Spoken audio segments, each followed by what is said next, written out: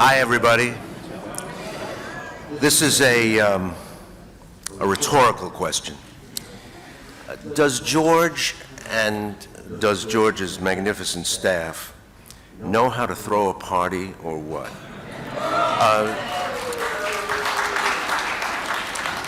You have no idea how much he was sweating in the last several weeks getting the Herbst Theater and the War Memorial built in time for this event. It is my experience in multi-day conferences and in many walks of life and in many professional areas that the Saturday session, the air is going out of the balloon a little bit. People start dressing casually, they take longer at breakfast, they sashay into sessions late. You know what I'm talking about. That loss of energy in the final full day of the meeting is ordinary. It's what ordinary people do, but everybody's been telling me that you, as individuals and as a group, are extraordinary. So I hope your energy, curiosity, and now that you've been in San Francisco long enough to switch your body clocks, your actual physical ability remains robust for this Saturday because there's a terrific program today. You've already heard about the challenges of inequality, the difficult road ahead for transitioning to our absolutely required energy future, a view from Central Europe on the verge of a critical vote, some of the most pressing, urgent topics in our life together on this planet, and today is no different. There are great items on the program, and because several of them happen simultaneously, tantalizingly, you can't attend them all, but do be diligent in your attendance and make sure you pick out one of those phenomenal afternoon sessions, even if San Francisco beckons. And I know what the last day of a conference is like in that regard as well. No knock on Dayton, Ohio, but I sometimes wonder, if we just moved all sessions to places like that, where nobody wants to go see everything, they'd come to the Saturday sessions more reliably. We're going to take a group picture this morning with all of you wearing your Eisenhower Fellows fleeces. Now, I will stipulate that you are sophisticated, worldly people, experienced in the ways of the world, and some of you are joiners and you're only too happy to put your fleece on, and that's great. We need you. For those of you who really see yourselves as individuals who don't do that kind of thing, we just need your cooperation for a moment. Many, many people, even though the day is still young, many people have come to me and said how much they enjoyed the 70th anniversary video that was shown at last night's awards dinner. I assure you that when I do the narration for the 100th anniversary in 2053, I will make sure they use this photo with everyone with the fleeces.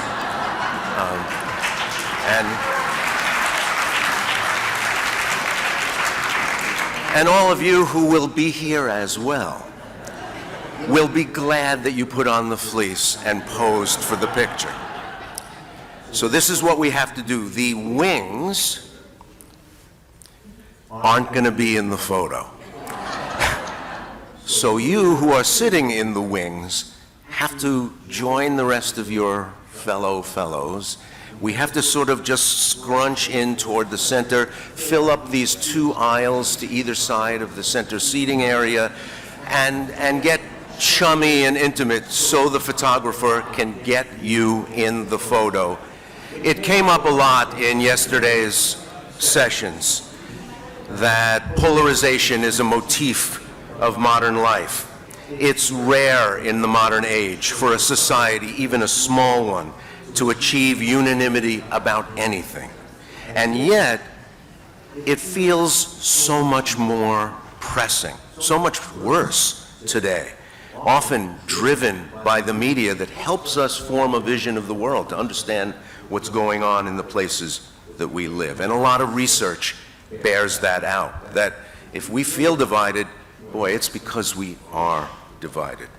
And it's tough to come to common wisdom or make common cause when people can't even agree on what's real and what's not. I want to introduce our panel for this vital plenary as the members make their way to the stage. So panelists, please start heading up.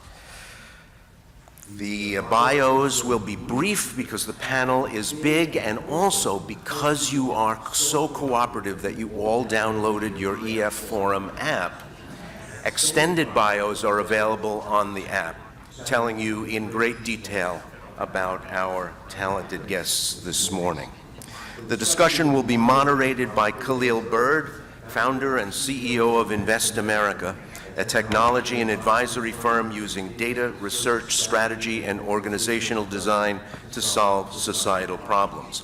Khalil is joined by John Della Volpe, founder and CEO of Social Sphere, a Massachusetts-based market research firm, and director of polling at the Kennedy School at Harvard University's Institute of Politics. John is a 2008 Eisenhower Fellow. Also with us, Cătălin Tănită, a member of the Romanian Parliament. Cătălin has apparently brought his fans to this morning's session. Vice Chair of the Parliament's Committee on Human Rights and a 2021 Eisenhower Fellow. Mohammed Amersi is Chairman of the Amersi Foundation and a trustee of the Eisenhower Fellowships. And Thea Anderson is Director for Responsible Technology at the Omidyar Network. The Omidyar Network is a social change venture looking for ways to build more equitable and inclusive societies. Before joining Omidyar, Thea worked at the international humanitarian organization Mercy Corps. And finally, my friend Ali Noorani. Ali is the Program Director for U.S. Democracy at the William and Flora Hewlett Foundation. Ali came to Hewlett after 14 years as President and CEO of the National Immigration Forum in Washington, D.C. Please welcome our panel. Hello, everyone. It's so good to see everyone. Are we okay on the microphone here? We will be taking the first question from someone who identifies as a woman, since there are so many men on this panel today.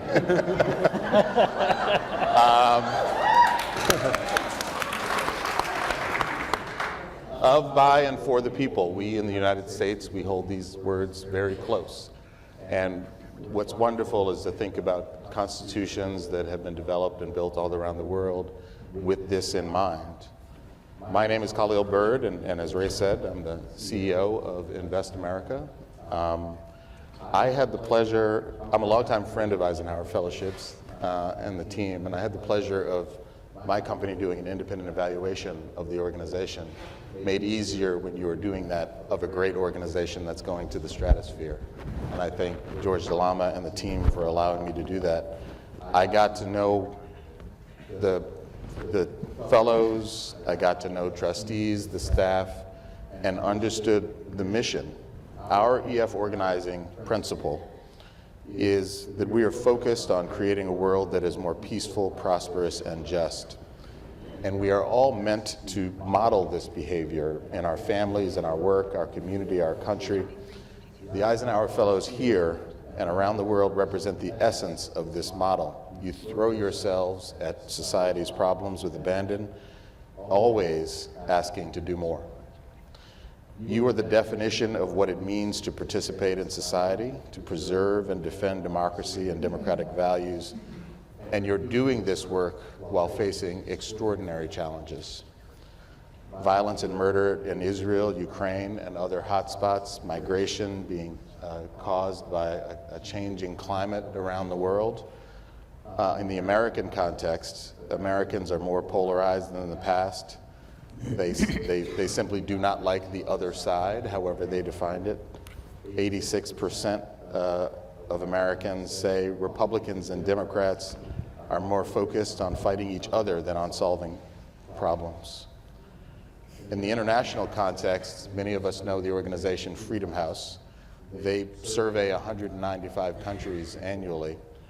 For the 17th year in a row, global freedom has declined, with 84 of those countries rated free and the others under significant pressure. And one of the things that is exacerbating this in the Western context are low approval numbers and lack of trust in leaders. Here are the approval ratings of just a few. President Biden, 39% approval rating. Trudeau in Canada, 33%. Schultz in Germany, 25%. Macron in France, 23%. For our Brazilian friends, outliers, Lula is at 51%. And Modi is for our Indian friends, is at 78%. I think we're going to have to take a look at that particular score. So we're going to set the context here. Prime Minister doesn't even feature. We're going to set the context here to really understand and try to get through the conversation about civic participation in a time of polarization. So I'm going to ask John Della Volpe to sort of set the stage for us. What you've been doing as the head of polling at the Harvard Kennedy School, my alma mater, and running your own work is polling and researching around young people and how they are thinking about this. So could you just give us a sense of what the research says now? Sure, and in fact, I'll go back to my very first days as an Eisenhower Fellow in 2008 in Seoul, Korea, and I was interested in studying millennial generation and seeing the ways in which young people in that part of the world may or may not have connected with millennials in our part of the world. And what I realized very, very quickly is that generations aren't based upon a day in a calendar or a year. It's based on a community of young people experiencing the same events together, and those experiences kind of shape their values. And I think through the lens of social media, I think that certainly kind of in the West, these values are shared throughout most of, I think, of Western democracies from Europe to the United States. In particular, to set the stage of Gen Z, which I think is I think has the opportunity to be the next greatest generation. And to set that context, I'd say that I'm not sure that there's been any generation since the greatest generation in 7+ decades that's dealt with more chaos more quickly than young people today in America. I'll give you a couple of examples. The way in which I define Gen Z versus millennials is, do you remember 9/11? Do you have a living memory of 9/11? If you do, you're a millennial. And which means that you also remember September 12th and September 13th, when regardless of where we were, in a red state or a blue state, in a city or in rural America, you hung a flag and we kind of connected as Americans. Generation Z, those who followed them, 75 million Americans, were robbed of that experience, of seeing America at our best, connected. Instead, they were born in the aftermath of 9/11. Their first memories are of the Great Recession, when 80% of families in America lost 20% of their wealth. You can still see the psychological impact and the difficulty in connecting with some of the young men of that generation. Fast forward a couple of years when you go to school for the first time, a place where you should feel safe and secure. And for American young people, which is different than I think many people from around the world, it was anything but that.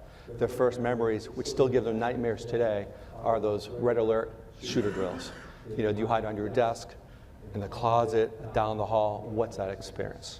Fast forward a couple more years into middle school and early high school, and so many young people deal with the opioid crisis and having to attend multiple funerals and wakes in a given year. My own daughter attended 2 wakes in one day, one for a classmate and one for a classmate's mom, both from opioid, having to deal with that. Fast forward that into concerns about the climate and the political instability, and these are just a series of traumatic events that have shaped this generation before neuroscience tells us, Khalil, that their brain is actually fully developed at the age of 25. Despite all of that trauma, and there's plenty more, what makes me optimistic is rather than turning away, they've actually leaned in, right? And we see the most civically active generation in at least my lifetime, if not more. A couple of quick stats on that. When my generation, Gen X, and when baby boomers and millennials were young voters, they voted at half the rate of Gen Zers today, at half the rate in midterm elections. And I know we'll talk about it later, but it's a very, very different country and a very different place without their level of participation. So what makes me optimistic is this trauma and this concern about protecting those more vulnerable than themselves has led them to, I think, be among the greatest kind of civic actors in America today, and it's something that I've seen through my book and some other work, but I'd love to hear what other experiences are. I've seen that connected through, through similar work in South America, and Eastern Europe, and Western Europe, and throughout Asia. Ali Noorani, also a dear friend. Interestingly, about a year ago, you took over the most important democracy fund and program in the country at Hewlett. So we're going to stay in the United States, and what I'd love to have you do is, whether you're looking at it, you also were an operator running an immigration organization, bipartisan immigration organization for many, many years. And so from both of those standpoints, as a philanthropist and also as an operator, how do you think about civic participation, and how do we invest in it? Well, thank you very, very much, and I really want to thank Eisenhower Fellowships for the opportunity to join everybody this morning and be a part of this incredible anniversary and celebration. So it's interesting when we think about civic participation because, the country has changed in terms of the kind of polarization that we struggle with. Back in 2013, when we at the Hewlett Foundation had first started the U.S. democracy program, polarization was defined as ideological polarization, which meant that elites, policymakers, institutional leaders, they were more polarized than voters. Therefore the focus at that time from a democracy perspective in many ways was really on, okay, how do you mitigate political polarization within institutions? But what's happened since then is that we've gone from an ideologically polarized nation to an affectively polarized nation. And what that means is that, and Ray had talked about this, is that at an individual basis, we just deeply dislike each other. So what does that mean for civic participation? It means that, well, polarization is the political strategy of our time. Billions of dollars are going to be spent, have been spent over the last decade, and will be spent in the future by political actors looking to increase polarization in order to secure political power. That's the reality. So then how do you actually advance a civic participation strategy that doesn't make the polarization worse? The way we're starting to think about this, and I would kind of divide the democracy space into a few different buckets. There's one space around pure civic participation, meaning voter registration, voter engagement. Then there's work around, say, structural reforms to democracy, ranked choice voting, fusion voting. In essence, how do we tweak the processes of democracy so that the system becomes more equitable? And then the third bucket is where we would operate, if you will, is kind of a even more technocratic approach, where it's a focus on electoral disinformation, national governing institutions, but then also starting to fold in some work around in-group moderation. But coming back to the question around civic participation, if both sides are looking to gin up their bases, which is where really the billions of dollars are being spent, every election is going to come down to an increasingly narrow band of voters who are going to be pulled in one direction or the other.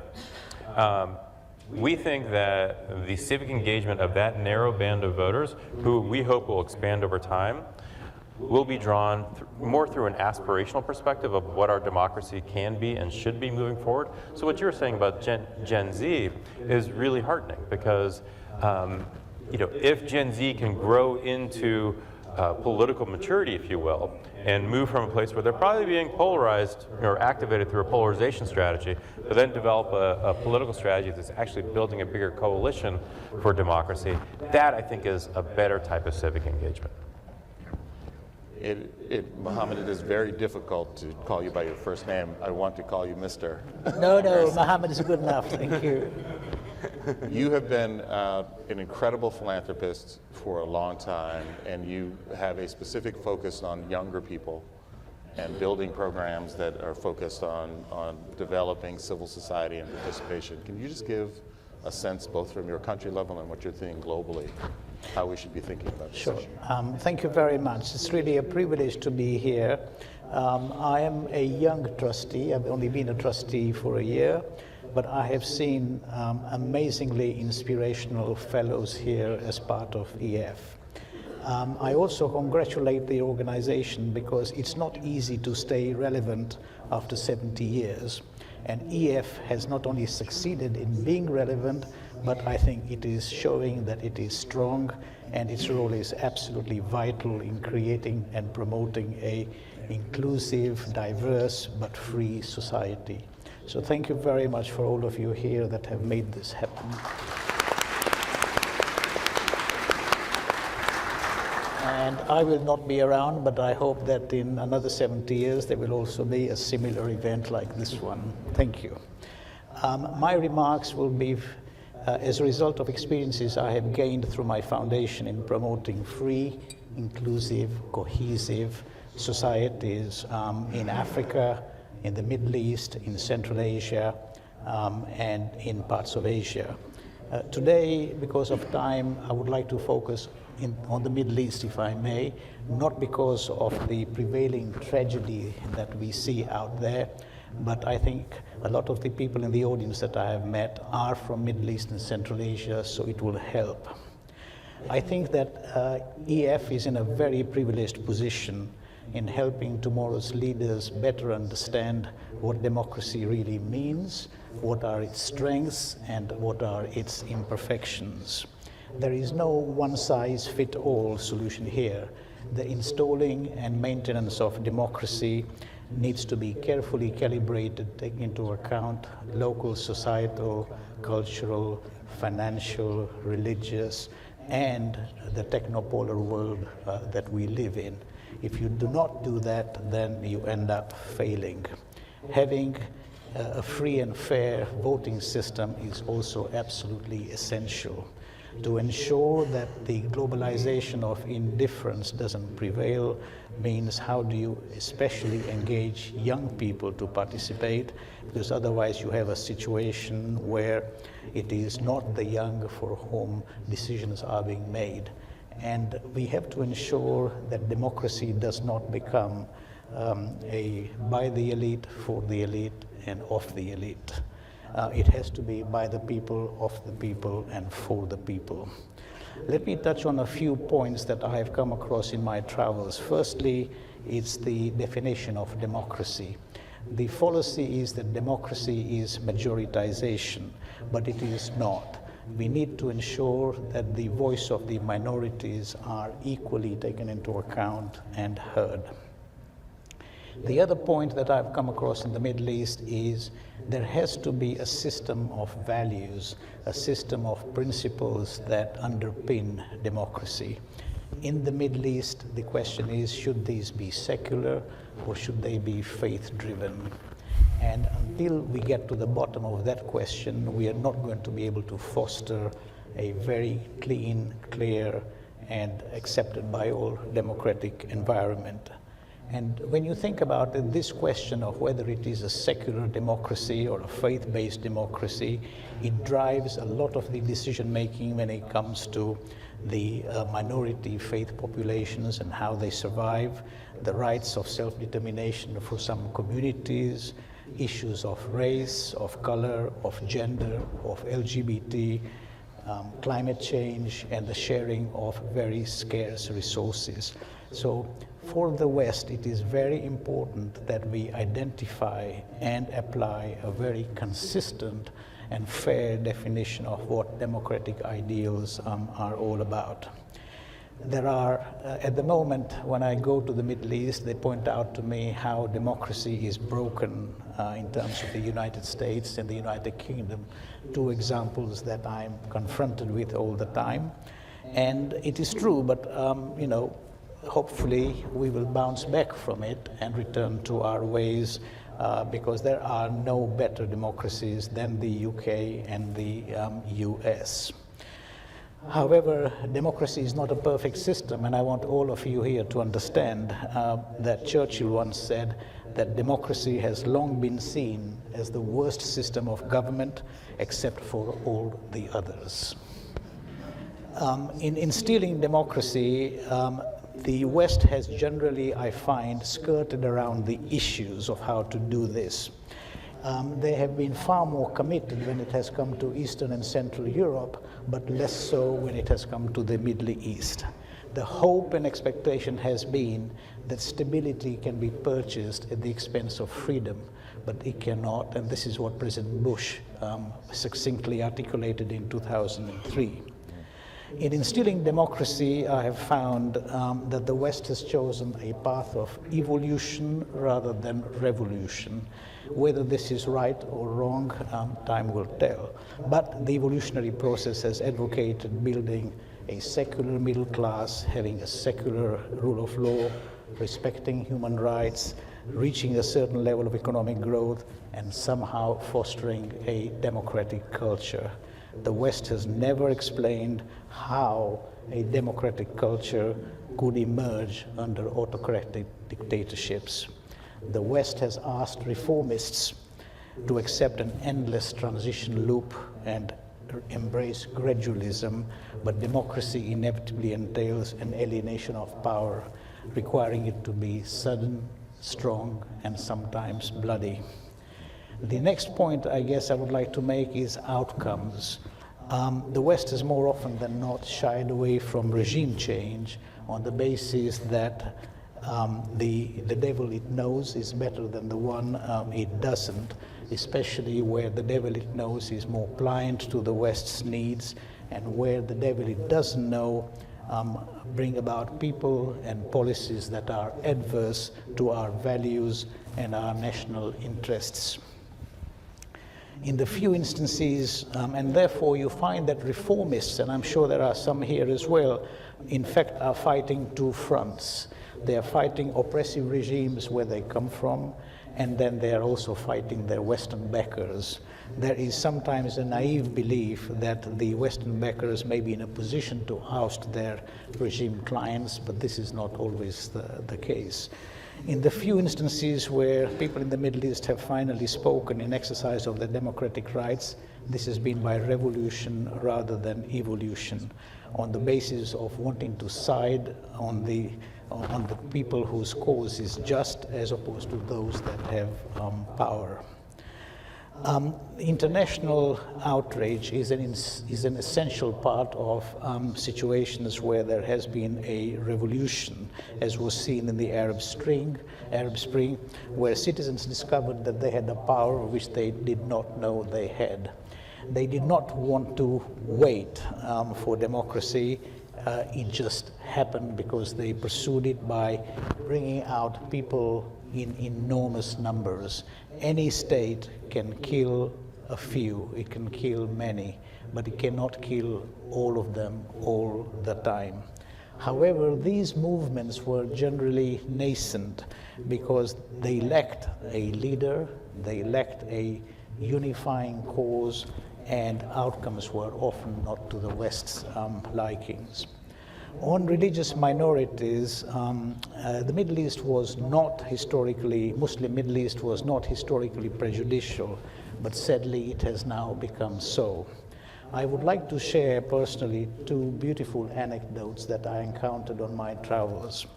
The first is that it was said by a very prominent Islamic caliph way back 1,000 years ago that Islamic governance entails rule over two kinds of people. Firstly, they are your brothers in faith, or they are your equals in creation. And in the latter case, there is an implied duty to ensure that you treat them in the same way as the former and allow them to practice their faiths. The second is a story that I was told on my visit last year to Aleppo in Syria.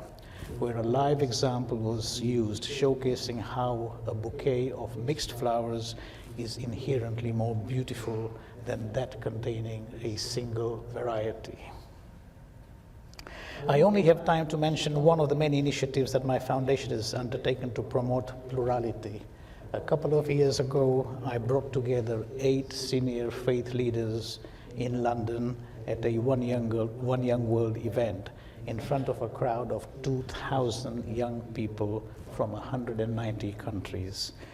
In a powerful show of freedom and inclusion, they all held hands, saying, "We are one equal humanity, and if you care about some humans only and not others, you have lost your humanity." The parting messages were that the power of love will always overcome the love of power, and that he who has read only one book is very dangerous. As they say, e pleburis unum. Storytelling and going back to history is very effective. As they also say, history is more than the path left by the past.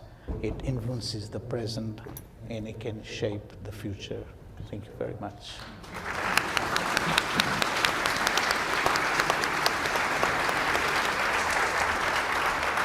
On behalf of the community, I hope you will make those remarks available to us so that we can reflect on them. Of course. I will give them to Carla and make sure that everybody has them. Sure. Katalin, you are, and I think this is, I think coming to you is so appropriate after our conversation of our 3 other panelists, because you're in it. So you've built businesses on the ground in Romania. You have been involved in civic life in Romania, and you decided to stand for office. You're a member of parliament, and you have an election in November of 2024. So participation for you could be narrow. You need some votes. But how do you define it? And we had a very interesting conversation yesterday about identity. Yes. So first of all, happy birthday to you. Today it's President Eisenhower birthday. So you are the gift basically at this moment. And happy birthday to you. Second, happy birthday to Irina, which is the Romanian Eisenhower Fellow who won the Distinguished Fellow Award this year. Happy birthday to Demi, which is Liguina's daughter. And happy birthday to my daughter, who will turn 12 in 1 week or so. And then happy birthday to you again, the great gift of President Eisenhower. I'm Cătălin Teniță. I define myself not necessarily as a politician, but as citizen. So what I did in, let's say, my adulthood age was to, let's say, participate as a citizen.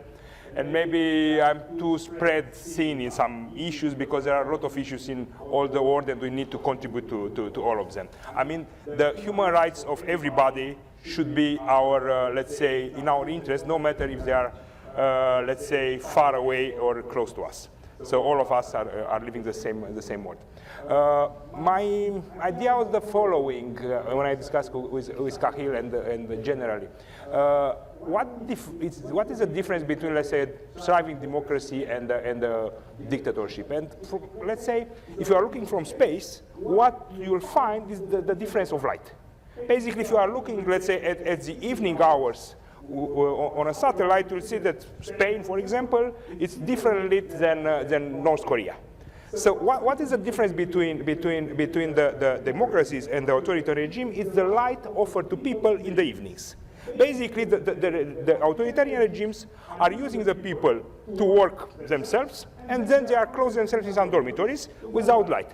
What we should do in order to, from my point of view, in order to increase participation and civic action, is to create more spaces with light in the evenings. It might sound very simple, but if you are looking, for example, I went to some countries in Africa, and let's say the difference between the democratic countries in Africa and the more authoritarian countries in Africa is the fact, as the evening hours, in the capitals of the dictatorial regimes, it's totally dark. It's like a very large village of millions of people without light. Because people are sent to their dormitories, to their bedrooms, and that's it.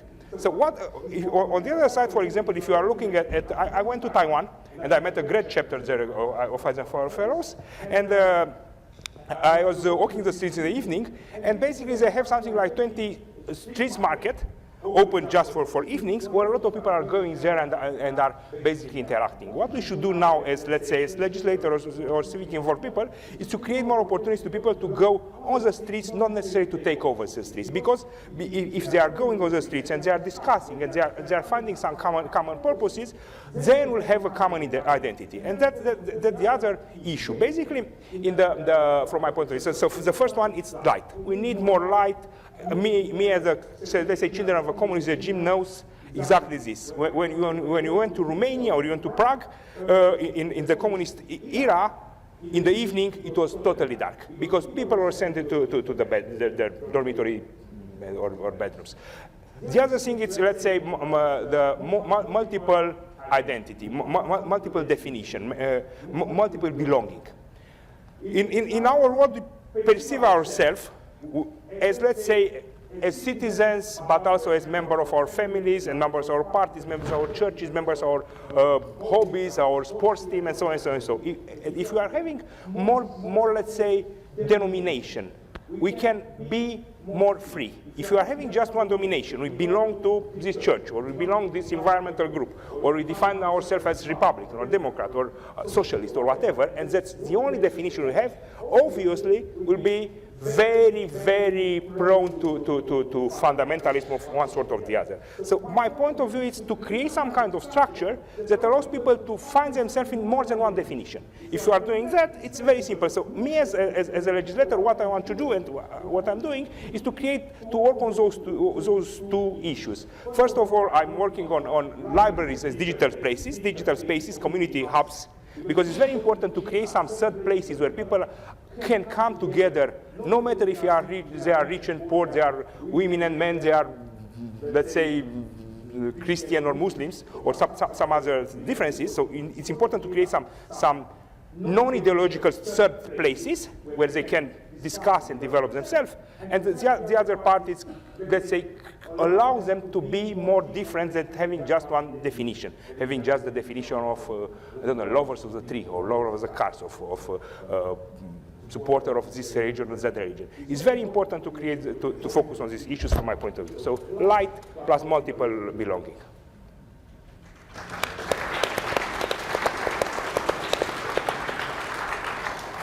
John Della Volpe, many of us read a columnist here in the U.S. named Peggy Noonan. And in yesterday's column, writing about young people on college campuses and elite colleges in the U.S., she said, "We seem to be raising a generation whose most privileged and educated members appear to be incapable of making moral distinctions. So it's difficult for them to call it active terrorism, terrorism. They conflate it with other things." But I think we also have a challenge in a lot of our colleagues, and I've talked to some of our colleagues here from Eastern Europe, in that our support in our House of Representatives and on the right is softening in terms of our support of Ukraine. And what they said is, we don't understand that if Ukraine falls, there are countries that are right on the front line, and that could be World War III. How did we get to this particular point? And is it a fever that's going to break? Or do you think that structurally you'll see changes in the way younger people and elites are thinking about these issues?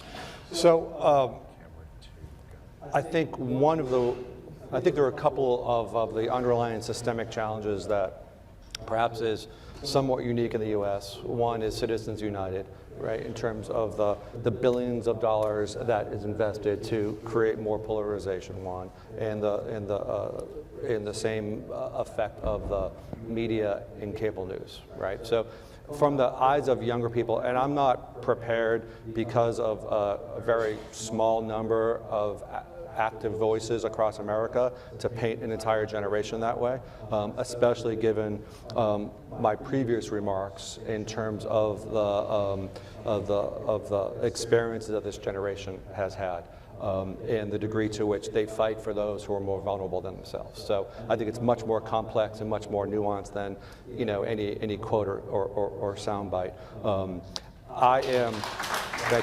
I am optimistic that when this current generation of leaders, and just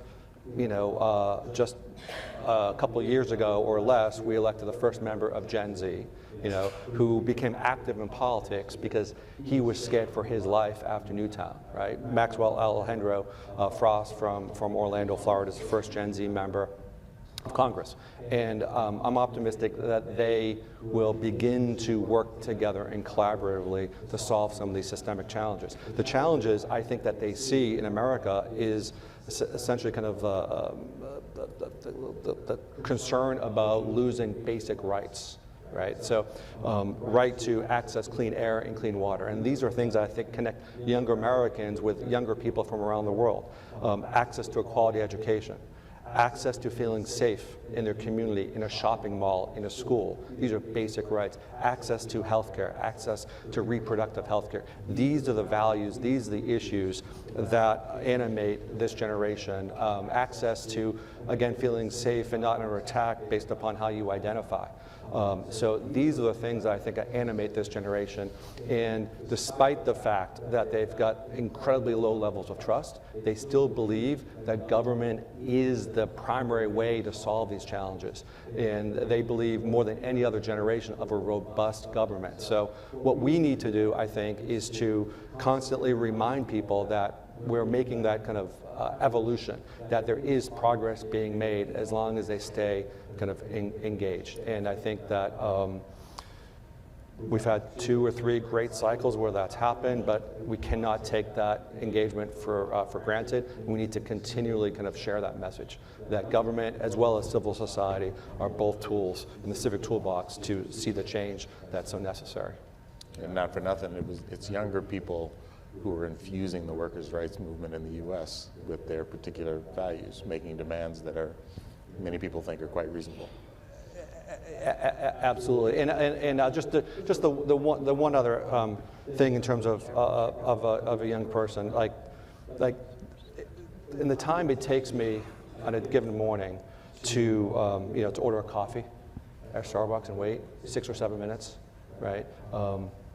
17 lives were lost in Parkland, Florida in that time, in that amount of time. 6 minutes, that's all it took, right? And I don't think we can ever forget how real that is to not every single young American, but millions of young Americans carry that weight on their shoulders every single day. They walk into rooms like this, and that's what they're thinking about, right? And that's what they're thinking about. And they're thinking about those more vulnerable than themselves.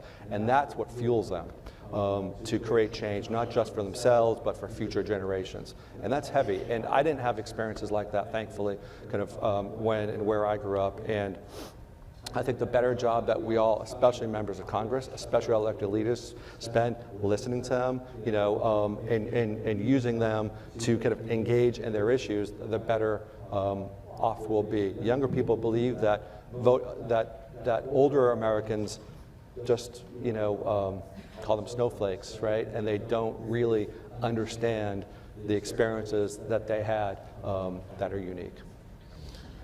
Ali, you ran, and I think I have the number right, it's 28 years, I think, the National Immigration Forum. 14.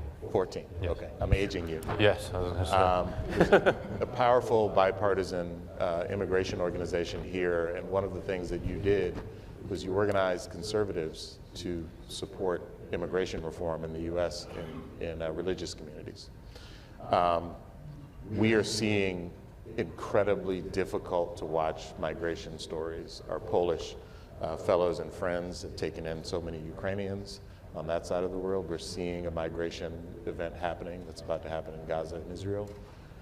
How do you connect up when people are so mobile and their lives are so difficult? How do we sort of connect up wanting them to participate in a civic way when either they're being rejected by countries who don't want to bring them in, or they're finding themselves displaced? Sure. Well, I wanted to go back for a second, if you don't mind, to your previous question. And I've been thinking about this a lot, of kind of what is the kind of what's the emotion or the value that I think is missing in society these days. And I kind of wonder if what we're seeing among Gen Z, in particular, over the last 10 days, but I think, as I think about it, even over the years, it's kind of a higher sense of accountability, where they're holding institutions accountable for what they do, what they don't do, politicians what they do, what they don't do, but then just these, like you said, these very small number of activist voices have kind of painted an entire generation. But you see kind of society holding them accountable for what they have said in ways that, quite frankly, the more illiberal or authoritarian elements of our society don't hold kind of their wings accountable. So as you were speaking, I just wanted to kind of pull that thread, and maybe we can chat afterwards. Sorry, I have a tendency to do these things. At least I didn't interrupt, I guess. So migration. So yes, there's a lot of focus on Ukraine, the tragedy that is going to unfold over the coming hours and days in Gaza. But I kind of go back to before Ukraine. And when we think about what happened when it was Russia with Belarus, in essence kind of tricking Middle Eastern migrants to go to Belarus and then pushing them into Poland, and then how Poland reacted at that point. Poland reacted at that point in a very, very unwelcoming fashion, right? There were some really awful pictures that came and stories that came from that moment. And then you see when Russia invades Ukraine, a completely different response. And and then even before all that, or alongside all that, the Afghan evacuation, where you saw in the U.S. at least, this welcoming of Afghans. So I guess my point here is that each moment of migration has its own nuance and context to it. And what it takes is national leadership to kind of look beyond race, religion, ethnicity, class, to be able to say, these are human beings who need to be given protection, and to actually have the systems in place to be able to do that. Now, the challenge is that in most Western democracies these days, our immigration systems are flimsy at best. I think Canada is probably the closest to right now a highly functioning immigration system, but the U.S. is struggling, and really around the world, with the exception of kind of the way that really Ukrainians have been welcomed, everybody else is kind of on their own. So when you ask about kind of civic engagement of immigrant populations, I'm kind of not worried about that part, right? I think when people, a friend of mine who ran World Relief for a long time, a Christian resettlement agency, he said that every refugee he would meet, it didn't matter where they came from in the world, they always had their house keys in their pocket because they thought they would return. But then over time, those house keys of where they came from would go up on the wall, and they would integrate and become a part of their community. But that process is either more difficult or much easier depending on the political leadership of the country that they arrive in. We're going to leave about 30 minutes of questions, which is in about 5 minutes. And so if one of our colleagues could get the first question queued up. Catalan, I'm going to come to you, and you're going to close out this part of the session in a moment. So give us a picture on the ground. You are going to be shaking the hands of a lot of voters over this next year. And what are people asking you for? What are their aspirations? What are they worried about? Just give us a sense of how people are thinking about things. Besides your daughter wanting to go to Disney in a couple of days. Yes, my daughter. I think maybe my experience is a bit particular because I'm a part of the European Union, and let's say our party is a centrist party that's basically catering to more educated and rather, let's say, well-to-do population.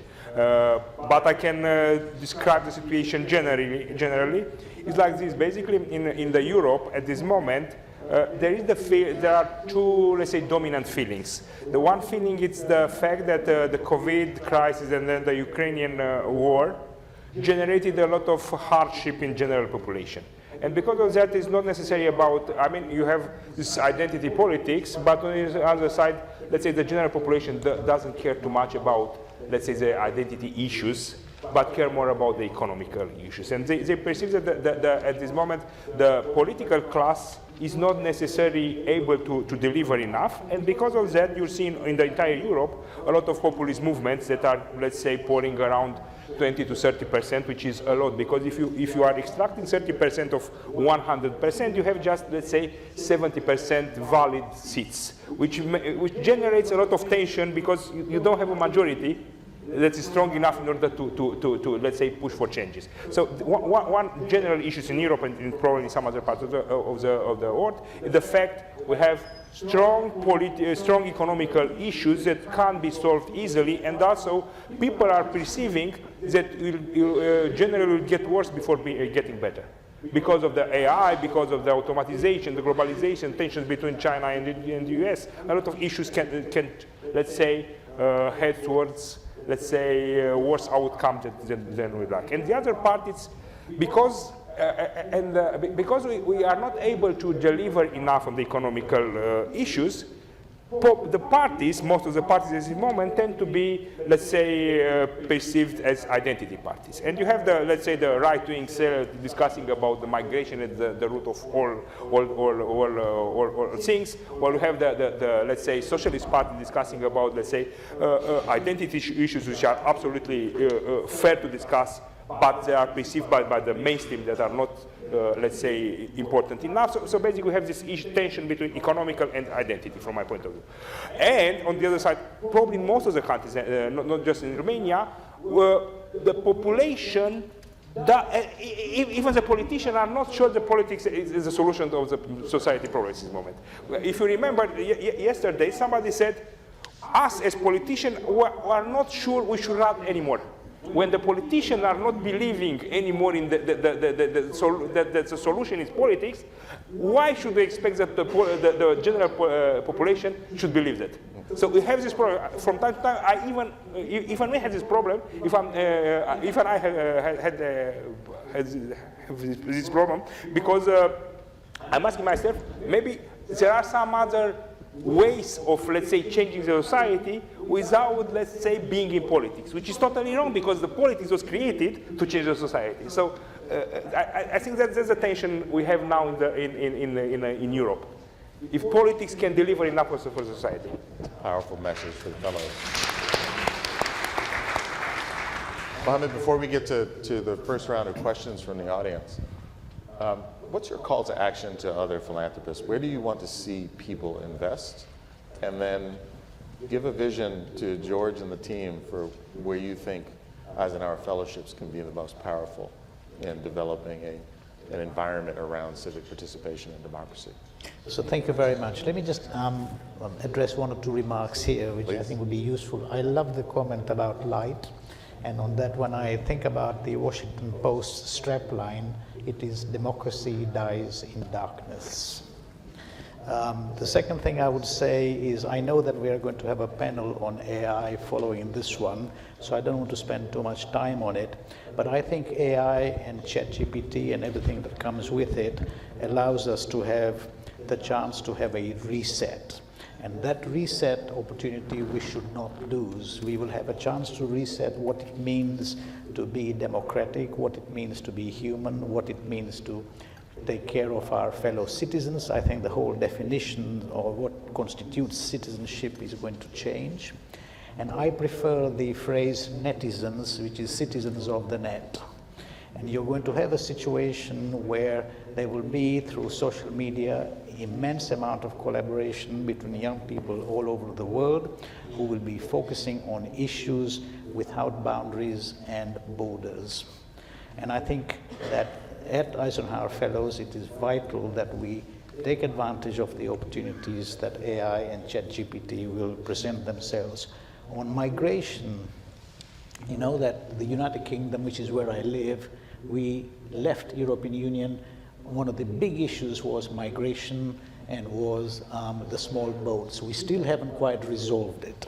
And the problem about migration is that when resources are very scarce, then do you really want to have to share them with incoming people or not? So it's a question of survival of the host population. The second issue, which is even more important, is how do you integrate or assimilate these migrants when they come to your country? And this is a challenge that we face in the United Kingdom and we face all over Europe, and this is why there is a reluctance to dilute your population by bringing people in from outside. On your question on philanthropy, so when we started out, it's very easy to focus on it and to say that let's do what the heart tells you, because the heart is feeling the pain, feeling the suffering of so many people around you. Then there is your mind that tells you something slightly different, because your mind tells you, is it really going to change anything if you follow your heart? The best philanthropy is when you connect your mind and your heart, and then the results are by far the best. And I think that the lesson for fellows here at the EF is that there is a spectrum. There is pure philanthropy, and one should not take anything away from it. And there is money making, where there is, at least in this country, the land of opportunities, where you can go out and you can make as much money as you want, and nobody's going to stop you, as opposed to many other countries in the world where there is a lot of envy. They do not like people making money. It's an anathema if you become too rich. But in between, there is a space that I think we should focus on here, which we are focused on as well, called impact investing, which is where we have philanthropy, but it requires accountability, so that there is some discipline to show that the money that you are giving, it's actually getting you a return. And the return is not a return on investment only. It's what they call a social return on investment, that requires you to see how this money has been kind to the environment, kind to the people, and not only focused on the bottom line.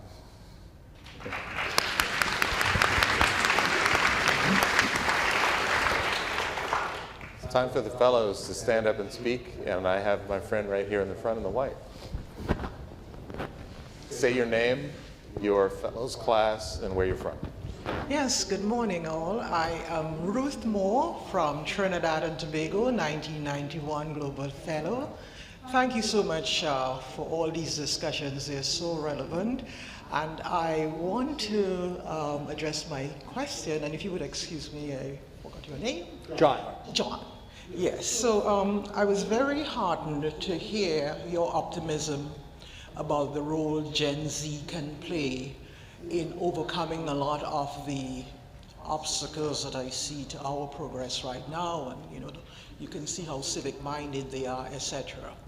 But I feel that I rarely commend them, and I'm inspired by them, but I see three headwinds for them, if you like. A lot of the people, or several of the people, or the loudest voices on the far right spreading disinformation, they are not that far removed in age from these people, okay? There are some of them in the news. They might be in their 40s, 50s, so we're not looking at the turnover of a generation there. And secondly, and I'm glad you brought up Congressman Frost, because he only came to my attention a couple nights ago, because I was trying to wait for my sister to fall asleep so I don't disturb her, and I had the late night show on. And I was so impressed by his thinking, the bipartisan thinking. He's trying to get things done. He has already got President Biden by executive order to implement some gun control measures, etc., things which the whole Congress couldn't get done. So there he is, in a year, he's making strides. And that's why I see these young people who are so active, activist-minded, they have a significant role to play. And I think we should really cement a lot of the investment in them, in helping them in their movements and their development, etc. And I like what you said, that Eisenhower Fellowship should also find a way to corral them and help to move them along. So that's my contribution, and question. Thank you. Yes, there is, with every generation, a concern about, far right, white Christian nationalists. I talk about some of the most prolific spreaders that hate this country, members of this generation, the Patriot Front being one of them. There are a handful of young people who participated in the January 6th, for example, insurrection. Some of them were actually driven by their parents to the Capitol with weapons, right? The good news is, I think that the number from where I sit public opinion-wise of those people who have like extreme bias and racist sentiments are probably half, of other generations, perhaps like 15% or so. Far too much, but across multiple different ways in which I measure it, it's about half of people who are over the age of 45 or 50. And the way in which I think about this country, and I think it largely holds in the UK and in Canada and other Western democracies, is that the country is clearly divided 50-50, right? But perhaps a more accurate way to think about that is divided 2/3, 1/3 based upon your age. Okay? In the next election, 40% of all voters will be millennials and Gen Z. The two generations who share a same set of core values, concern about the erosion of the basic rights and freedoms that we talked about. Okay?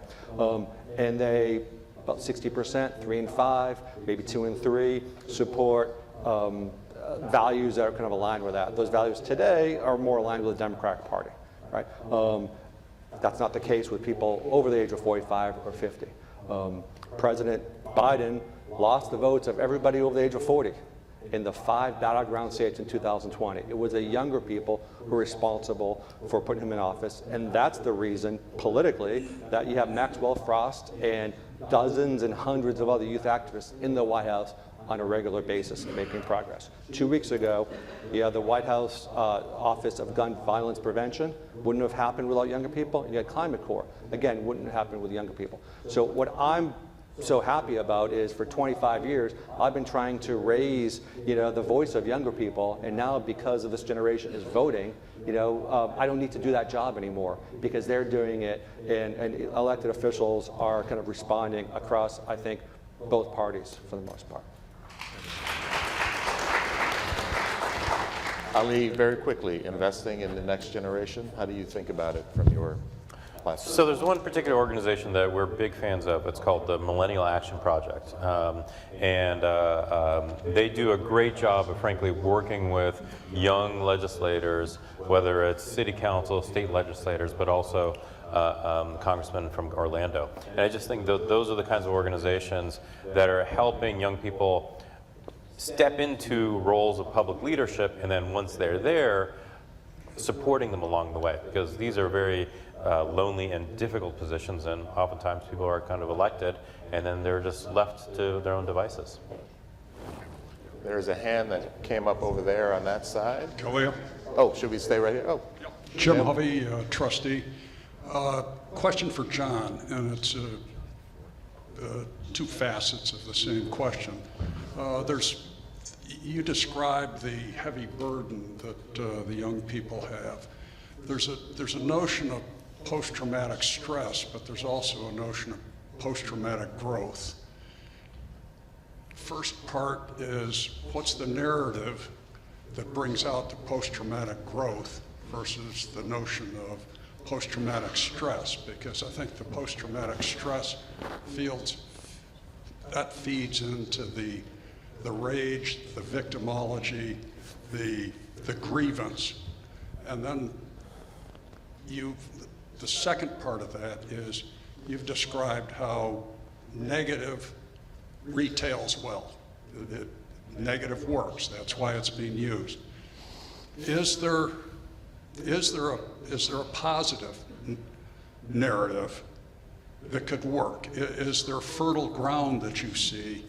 And this isn't just the United States. This is, I could rattle off 40 different us against them situations on the planet.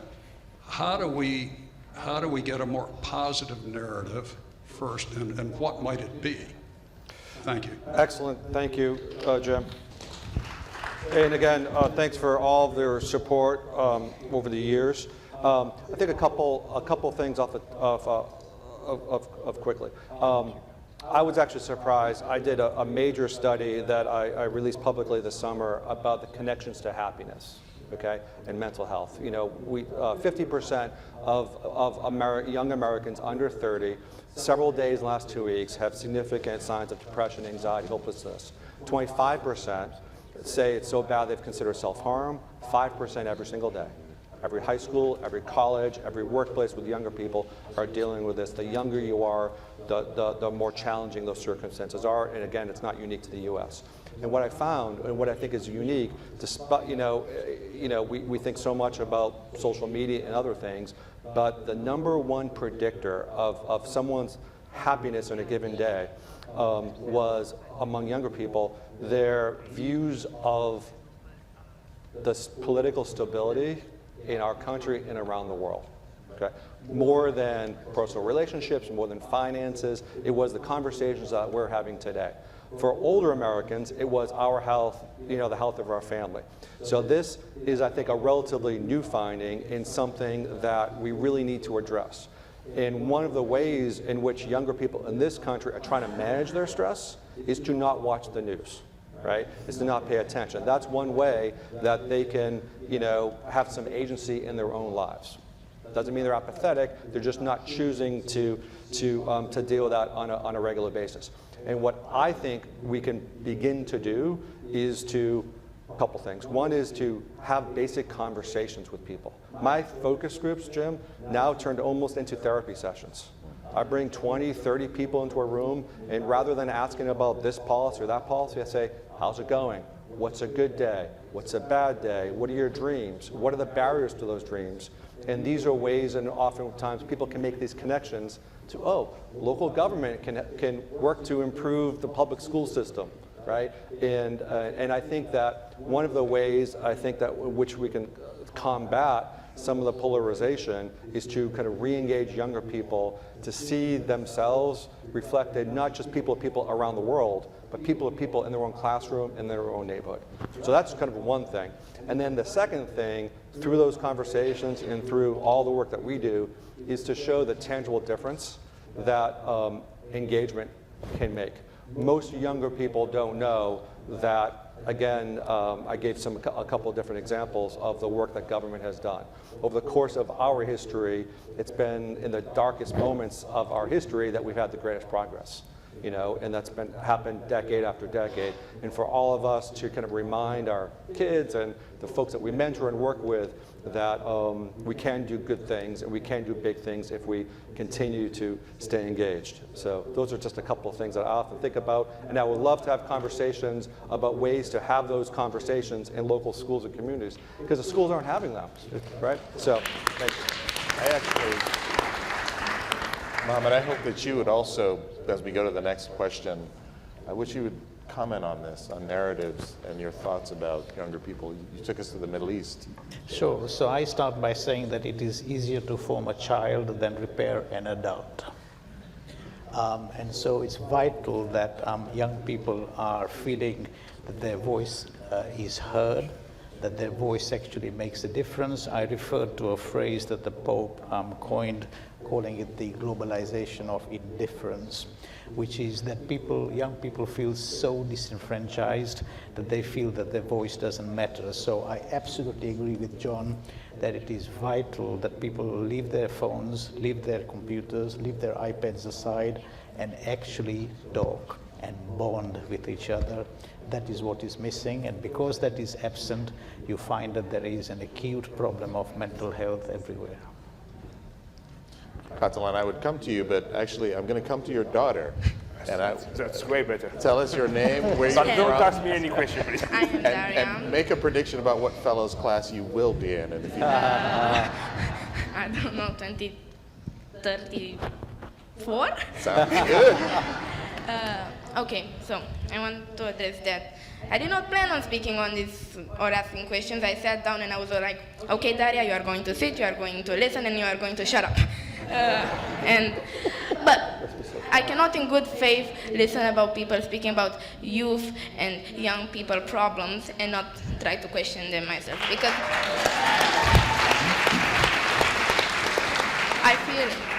I feel like the problems addressed by our lovely gentlemen and great panelists are good and important problems, but they are missing a very important point.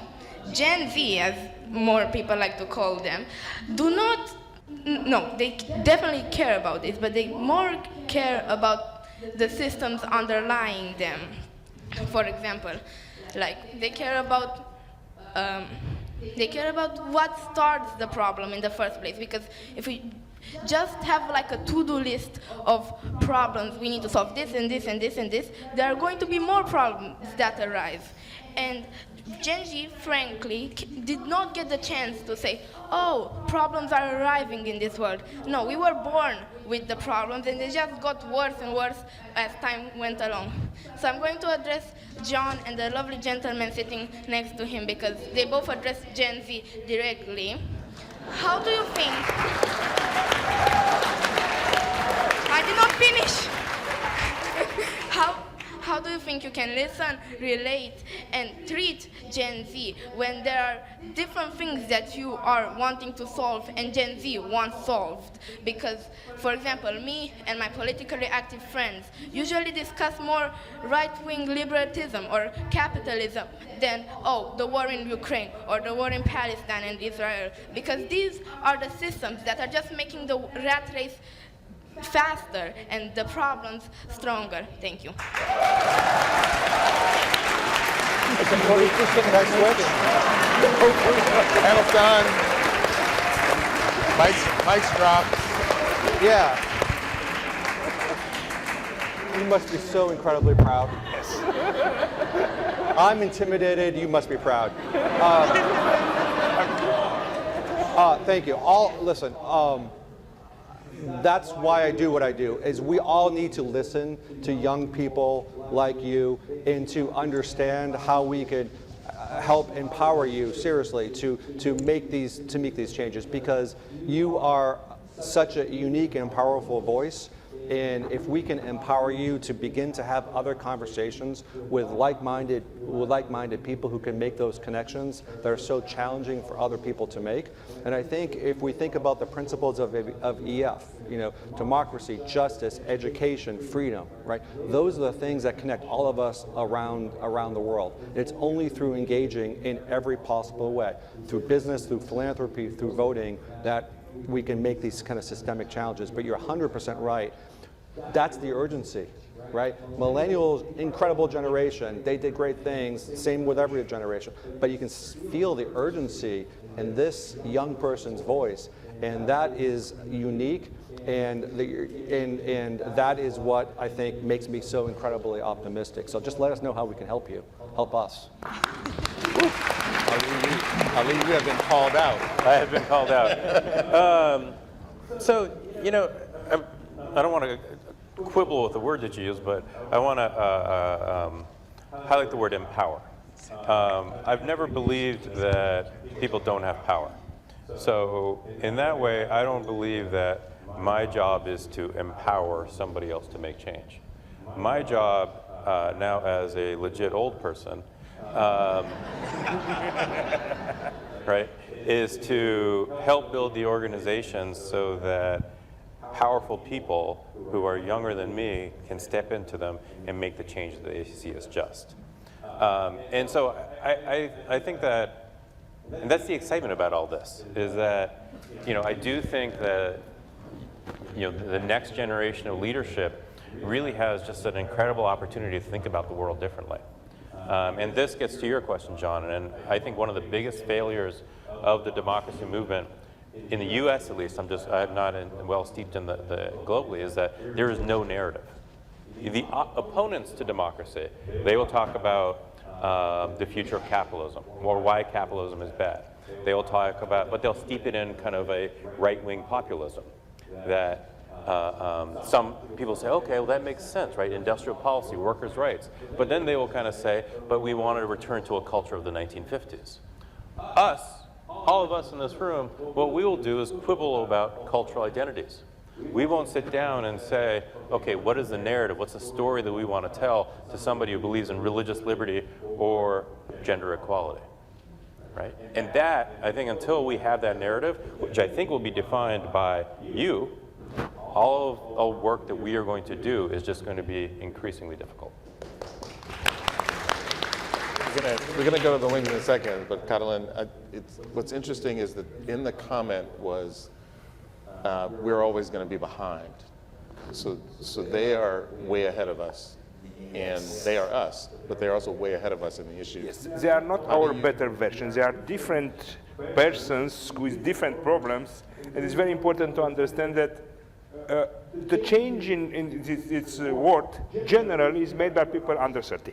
I mean, if you are looking at the Revolutionary War of US, or like the French Revolution, or like the people that decided after the Second World War what should be let's say, the general system, there are people under 30. So it's very important now to empower, it's a, let's say, cliche, to offer voice to these people, because we are living in a very old society, and we can't expect real change without, let's say, allowing them to come to the table and say what should be the future.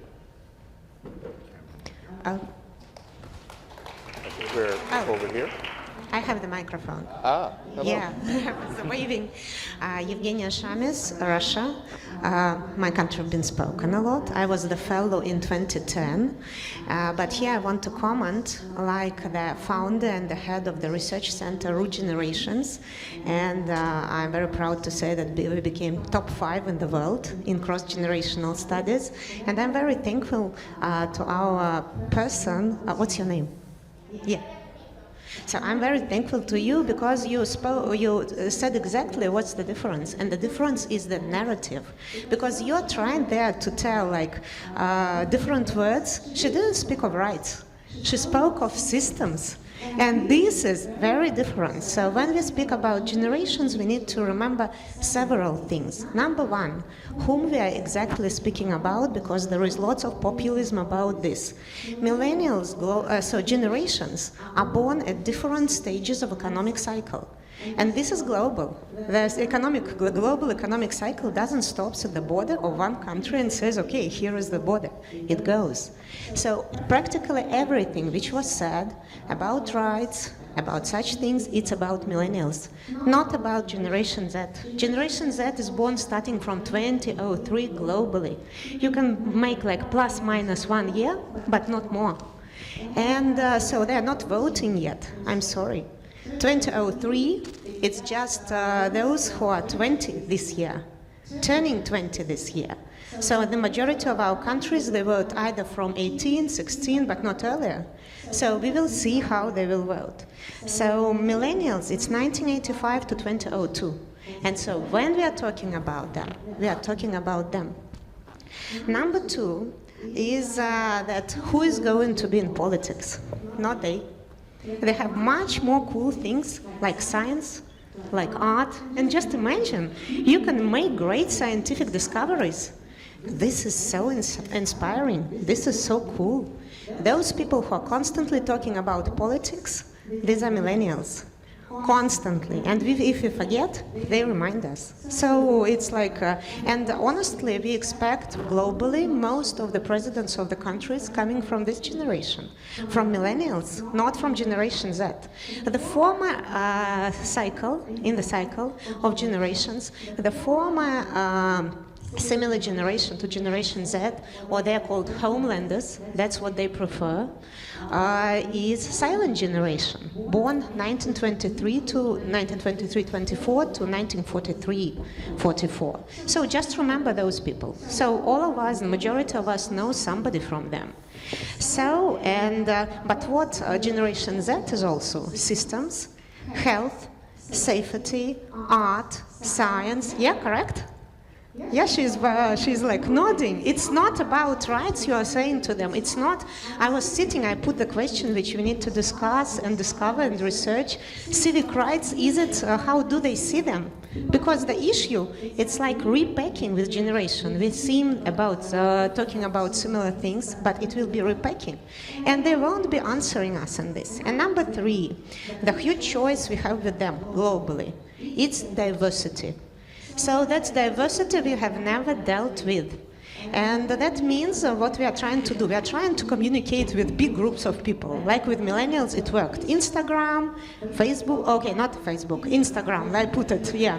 Instagram, TikTok, it's more like them, but depending on the countries, it can go up to 25 years old last year. So, but here, there are so many different groups with the interests, which crisscross the countries, and how to deal with them. It's not the like generation just in one country. So you're suddenly dealing with like cross-border internet and everything communication. And I think this is the world how we need, and this is the talk we need to do now. And the last thing. So now, according to generations, and John will be supporting me in this, there is a cycle. So we are in the final stage of big, so the classical cycle is generation, economic rise, economic stability, economic fall, economic crisis. We are in the final stage of economic crisis. So then we will have that rise. And in our studies, it's quite close. It's the end of 2024, beginning of 2025.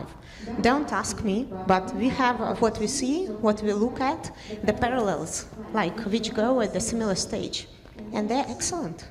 So what I think it should be a global talk about those things. Who's a good politician? What does it mean good, like public activism? How you express this? Because they are a lot about careful activism. They're really a lot about caring. And millennials, no. Millennials, it's like what they heard, talk, talk, talk. And those care, think, and then to talk and act. Thank you. All right. So I'm going to last question. Thank you. It's a question, I promise. So I want to go back to... Name fellows class. Yes, Sango Dele, Ghana, Eisenhower Fellow Class 2022. Thank you. I apparently forgot the year yesterday.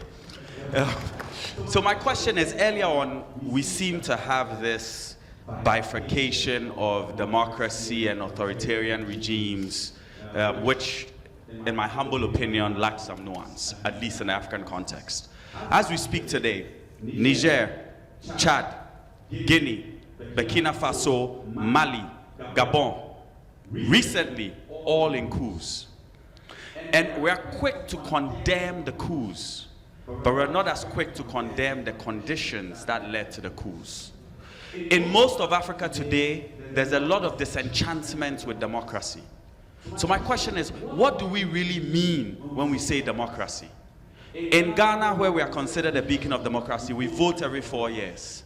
Yet our democratically elected president has probably stolen close to $10 billion, launching us into the first default since 1982. Can I just take that question? Because I want to make sure that, thank you. Because Mohammed, I think that's a very good one for you to close us out on. Thank you very much. And I think I did address it in my remarks to say that democracy, for it to be successful, has to be sufficiently localized. It is not for us from the West to tell you what it should or should not contain.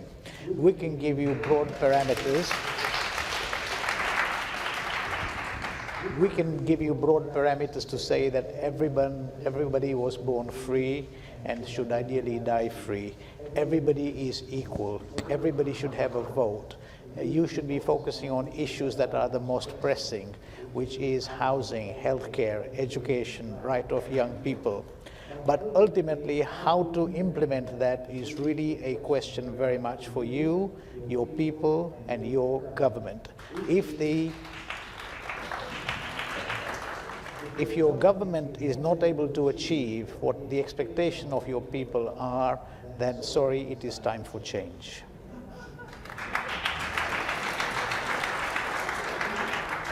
You look like you may have one last thought, Catalan. I think I'm coming from Romania, a country with, let's say, a democracy that increased in the last 20 years, but with a lot of problems. And I traveled to Africa this year for the first time to 2 countries. And I don't think the population of Africa, especially the young population, because I try to discuss with a lot of young people, let's say, has a problem with the democracy as a concept. They have a problem with, let's say, the political elite that claims they are democratical, but in fact they are using the democracy in order to steal and to be corrupt. So that's important to say. It's very important to say democracy in Africa has, let's say, the same fundamentals as in the other countries, because it's about the power of the people, it's about the human rights declaration, it's about votes, about respecting the minorities, and all the younger population of Africa wants the same things that the younger population of Europe or North America or Asia. So it's important to start from this kind of premises, from my point of view. Not to blame the democracy, but the fact that there are corrupt people in Romania or Africa or Asia or some other countries. Last word, this was a very hopeful panel. That was the personality. This is a group of optimists, and thank you, Eisenhower Fellowship. Happy 70th anniversary. Welcome to Preparing for the AI Future. One national advertiser uses as its slogan, "Life comes at you fast." And I always smile when I hear that, but boy, oh boy, has artificial intelligence moved fast from the research questions and speculations of a fairly small group of people who understood the inner workings, of people who worked in technology and design, and it's moved very quickly right to the heart of the cultural conversation. My labor union, currently on strike, and it's in part because content producers want to quickly move ahead with things created by artificial intelligence, while the workers wonder if the value of their words, voices, faces can be sold to clients once and then get used again and again and again with no renegotiation and no compensation. And that's just one tiny example of the disruption that may be on the way in a lot of industries. It's already hard to understand what's real and what's not, thanks to social media. Charging forward into artificial intelligence might make that harder, but at the same time, relieve the drudgery of repetitive tasks.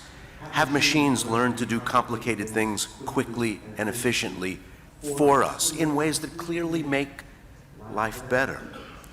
Do you get the feeling that there's more that you need to know about AI and where this great big thing is going? I think the title of the panel, Preparing for the AI Future, quietly tells you something important. It already assumes that that future is coming. It's not an if title, it's a when title. As our panelists come to the stage, let me tell you a little bit about them. James O'Shea is the chairman of the board of the Middle East Broadcasting Networks, part of the U.S. government's media outreach, the U.S. Agency for Global Media. He's been editor and executive vice president of the Los Angeles Times and managing editor of the Chicago Tribune. Jim is joined by Richard Boyd, CEO of Tango Incorporated, a machine learning company, and he's co-founder of a simulation learning company called Autism Incorporated. Richard has lent his talents to a wide variety of companies, including Lockheed Martin and Vertus. Rana El-Kalyoubi is the Deputy Chief Executive Officer of SmartEye AB, a pioneer in artificial intelligence, author of the memoir Girl Decoded, a scientist's quest to reclaim our humanity by bringing emotional intelligence to technology, and an Eisenhower Fellow in the 2023 class. And Sanjay Poddar is the Managing Director and Global Lead for Technology, Sustainability, and Innovation at Accenture, a member of the Eisenhower Fellows class of 2017. Sanjay says he wants to develop Accenture Labs as a leading platform for technology for good in India. And let me stipulate, as I finish this round of intros, these people have accomplished a lot, and there's a lot to say about them. Much more than 2.5 lines. Where will you find that? In your EF World app, and it's not too late to download it. One more housekeeping detail. One of the things that a moderator tries to do with an audience, and since our moderators are so polite, they won't say it, but I will. During the question and answer portion of the program, which is coming later, it would really help to get to the answer part if you actually ask a question. I know many of you speak English as a second language, or perhaps even a third language. We often signal that something's a question by making our voice go up at the end, signaling that there's something we actually want to know rather than tell everybody else in the room. Make a mental note, that thing that you want to tell everybody, tell them at coffee, and use the session to ask a question. Are we cool?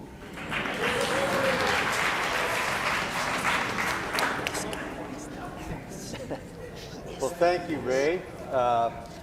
I did have a few remarks to tee up the subject, but as usual, Ray scooped me, and he covered almost every point that I was going to make. Mike? Sibilance. All right. Hello. Does that work? Huh? Pull it up. Oh, looks like that helps. I think. How's that? All right. As I was saying, Ray scooped me once again. I was going to make some preparatory remarks and tee up the subject, but he did a really good job of it, so I'm going to just jump right in. Just the artificial intelligence. I mean, it's kind of a scary term. It's like something out of maybe one of Carrey's movies, you know. You could, or some a Frankenstein movie or something that's got this tone to it that might be scary, but it's not. It's a technology that's here.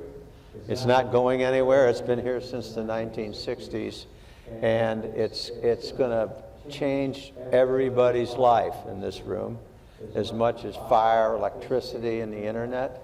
It's coming. And there are scare stories, and I'm not going to focus on them. And there are fantasies about artificial intelligence that it can solve all of our problems, even the most intractable problems. Like maybe kind of figuring out what's the rationale in the minds of the House Republicans. If we can do that, we will have achieved mission impossible. But I really want the panel to focus on how can we use the promise of AI and overcome the perils of AI to benefit the human condition. That seems to me to be the core question of what we want to talk about. But first, I want to do a little bit of a background. Richard, a year ago, the only people I ever heard talk about AI were computer geeks and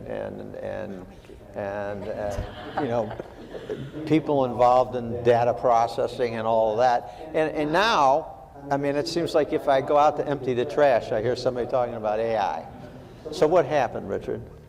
Well, Jim, it's been a long, strange trip, and it's only getting curiouser and curiouser. But yeah, so you know, I've talked to a lot of you, and I realize there are a lot of other AI experts in this crowd who could stand up here with the rest of us. But I'm going to give you my perspective, which is a little bit strange and odd, and hopefully, as Alan Kay says, my perspective is worth 80 IQ points, enough to hold my own with the rest of you out here. But when I started in computer gaming, right? And even though it might sound trite, AI was a really important part of computer gaming in the 90s. So when we were building computer game companies with Tom Clancy, like, where are my Rainbow Six people? Anyone? Gamers? All right, thank you. You know, if you wanted to make convincing characters, convincing environments, have good route planning or pathfinding for your characters through the terrain, you must have a mastery of AI. But the AI from 1958 to 2009 is what I call the old AI. And the little inside joke among us was that AI was anything that didn't work yet. The minute it started working, it's just code, right? Right. So it's just software code. Where are my coders? How many software people do we have? All right, I won't do too much code talk then. But so in 2009, so Lockheed Martin had bought my company, and I was there running a group called Virtual World Labs, where we found out that every time you make an invention or file a patent, you get a check. So that became our incentive program. So we were inventing things around AR and VR and AI. And then we discovered this new thing called machine learning. And I found out about that right here in San Francisco. There was at Microsoft Research Labs right down the street. They were working on something called the Microsoft Kinect, if you guys remember that. That was one of those earth-shattering, profound, bump-in-the-night moments for me, when I saw a new way to solve problems. I saw the new button on the calculator, the new scientific method, if you will. And it was this ability to, what they were trying to do is teach this system what a living room was and how to recognize the human body as the input. Now, that, again, sounds simple. It's just a game, right? But what was profound about it was they'd ship these things all over the world. They only had 100 megabytes of available space. And the way they were training it is not the old AI way, which is a human has to understand something completely, and then we humans sit down and we write the code, the finite state machine or the behavior tree or whatever, to tell the machine how to process information, right? That was the old AI. And it's why autonomous vehicles didn't work in 2004 when I was out here in the desert with DARPA trying to make those things work. It was the old AI. The new way is to give, like what we did with the Microsoft Kinect, is gave it every possible example we could find of every living room all over the world. What's the difference between a European living room and an American living room, and a cat and a dog and a tree and a plant and a chair, which sounds simple to us, but in 2009 that was computationally really, really difficult, right? Unsolvable. But they solved it, and they got it into this using machine learning, and got it into something that was about 60 megabytes. And that, I went back to Lockheed with pages of notes, grabbing everybody by the lapels I could find and saying, everything's changed, right? So November 30th, 2022, that's the next bump in the night. For me, it was 2009, but do you guys all know where you were on November 30th, 2022? That's when everything changed. And we're all still, the reason we're up here today is we're all trying to figure out how to deal with that. And we're also, I know you said keep it to 2 minutes, so yeah, we're before the end of this panel, we're gonna talk about what's next, and I want to share with you what the vision of what's next is. Okay. But that's where we are today. I did ask all of the panelists to limit their responses to 3 minutes. So if I start barging in and being unpolite, it's because I'm trying to enforce that rule. So I want to switch to you, Raina, and Raina wrote a really interesting book, Girl Decoding, and it's a really interesting read that combines her discovery of something called emotional AI, or her involvement in emotional AI, with the story of a transition of and this is her phrase, a nice Egyptian girl, into a woman who is a leading venture capitalist, got her PhD, and is really a leader in this field. But what I'd like to ask you is, I remember the beginning of the internet, and I was in the newspaper business, and the newspaper reporters basically rejected it, and they said it's a threat, and it will destroy everything. And so they resisted it, and there was a huge resistance to the change in culture. Mm-hmm. And as we can see what good the resistance did. We have about half the number of journalists we had at that time. So, Raina, in your transition from and that changing you basically had to change your own culture. And what did you learn from that transition that might be applied to the change in culture that's going to be needed for widespread adoption of AI? Yeah, thank you, Jim. So I grew up around the Middle East. I was born in Cairo. My parents actually moved to Kuwait and Abu Dhabi. And so we grew up around the Middle East. Both my parents are technologists, so that was really interesting. I grew up being very exposed to the latest and greatest technologies. And I think one of the core values of our family, which is really important today, is this lifelong learning. You got to be able to learn and relearn and reinvent who you are, and this curiosity, I think that's going to be very important. I loved Mohammed Amersi's point in the last panel around what does it mean to be human in the age of AI. I've spent the last 23 plus years on this quest to understand, what does it mean to be human in the age of AI? And as we think of AI, like Richard said, AI has been around for many, many years. I did my PhD at Cambridge University back in 2000, and it was in machine learning and computer vision, which is kind of a subset of the AI umbrella. And of course, things have evolved, like compute power is available now. You know, the sensors are ubiquitous, like camera sensors, for example, are ubiquitous. So all of that has led to the moment in time that we're at today. But yeah, AI is at an inflection point. I think for me, the key question is, it's transforming every industry, but it's also taking on roles that were traditionally done by humans. Everything from acting as your coworker or co-pilot, maybe taking, you know, maybe helping you hire your team, driving your car, helping with your health and wellness. So in every aspect of everything we do, AI is taking on these roles. And I believe we haven't really thought about the human implications and the societal implications. So I believe we need a new social contract to define our relationship with machines. Thank you very much. And you did the 3 minutes. Very good. Sanjay, I just wanted to ask you a little bit. You've been involved, we're talking about the human elements of it, and you've been involved in using artificial intelligence to police human trafficking. Could you tell us a little bit about that and how it was used to help in this real problem in your area of the world? Thanks, Jim. And in fact, my tryst or journey with AI started with the problem you just described of how do we prevent trafficking of young girls from certain parts of the world. And we are talking about remote locations where there is no connectivity, extremely impoverished locations, and that's what makes the young girls very vulnerable to human trafficking. But you know, very early as a technologist, I realized that technology alone cannot solve the problem. We need to partner with a larger ecosystem, especially the non-profit, the civil society, the people in the last mile who are trying to solve the problem. But what I realized was the people in the last mile, the community workers, they were not empowered with technology. They were still doing things the old way with pencil and paper, trying to figure out who are these children, what are their demography, what's the kind of societal challenges they're facing. And there was no way to get some actionable insights from this data.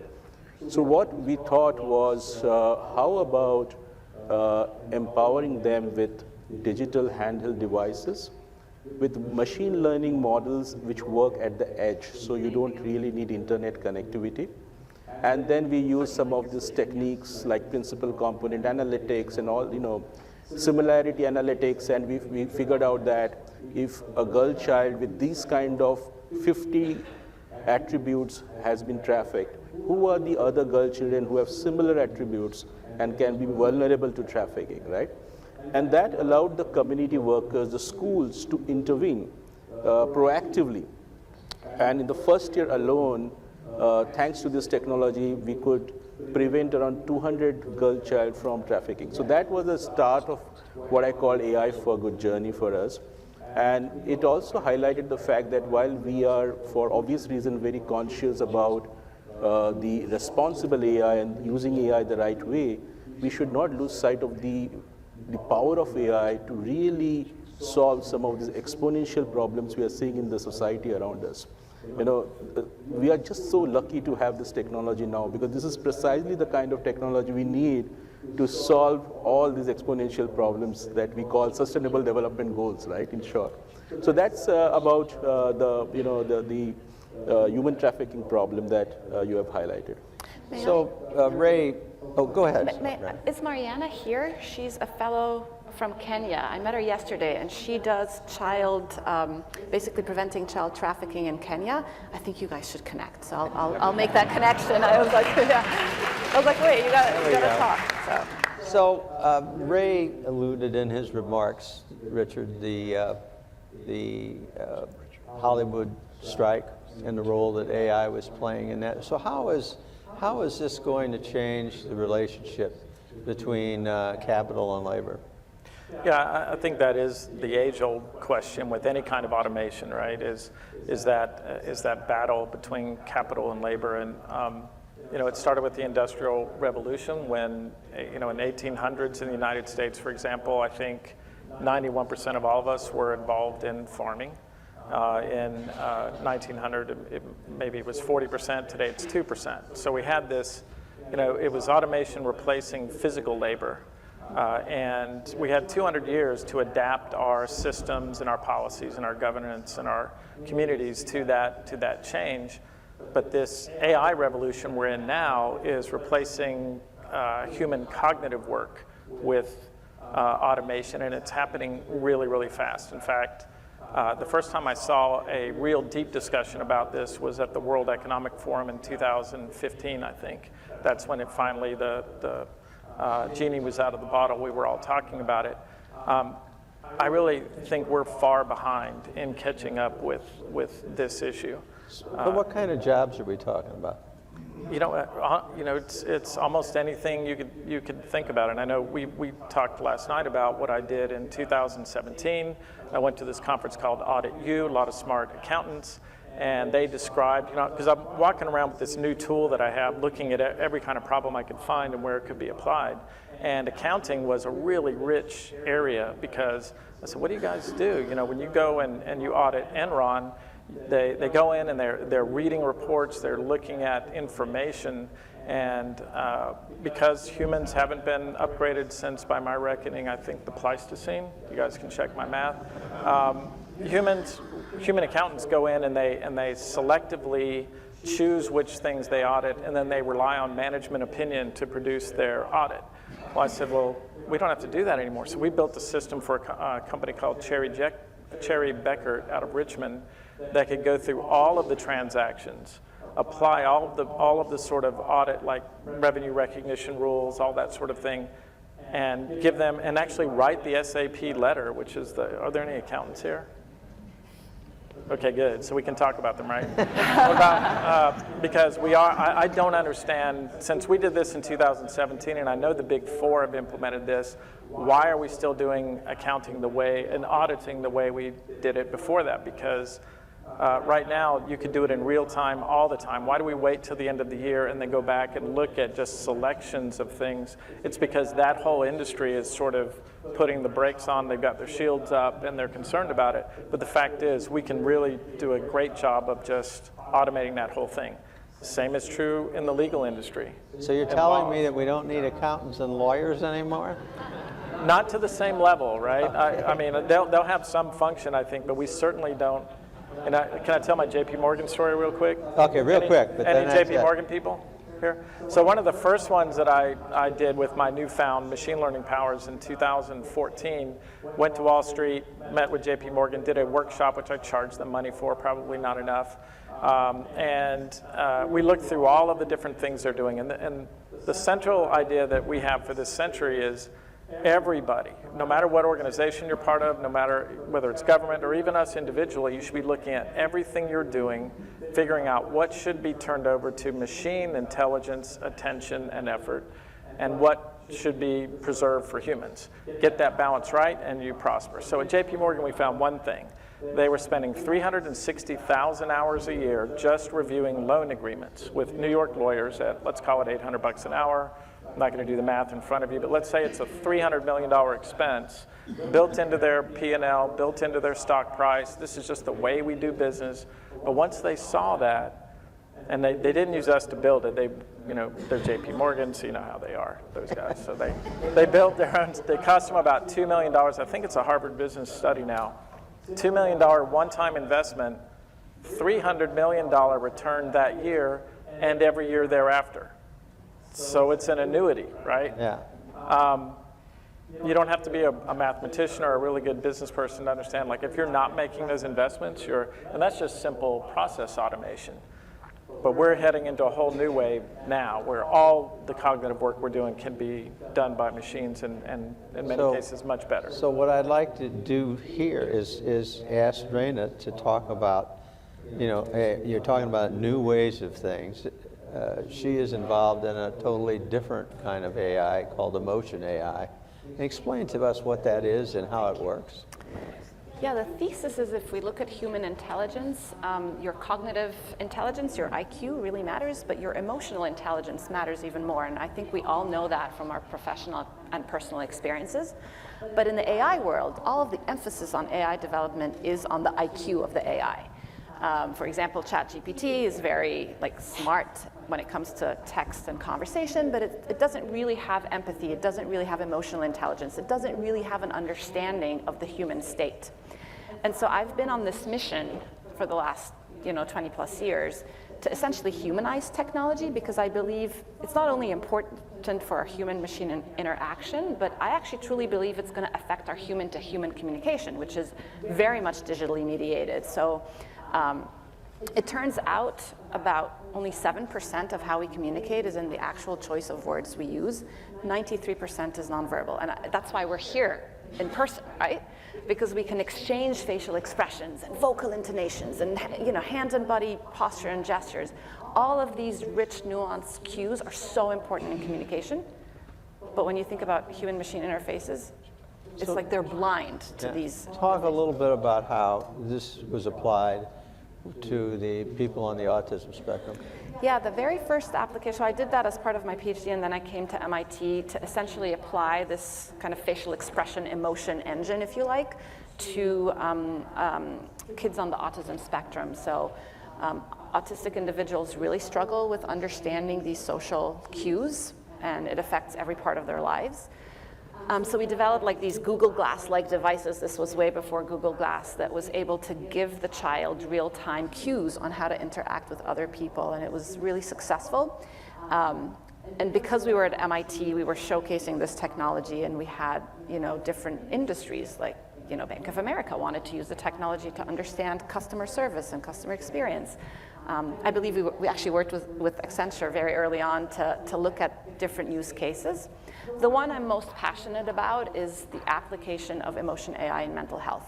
And again, the previous panel alluded to that. This is a real big issue in the world. And today, the gold standard for measuring mental health, you literally ask people, oh, on a scale from 1 to 10, how stressed are you? How suicidal are you? And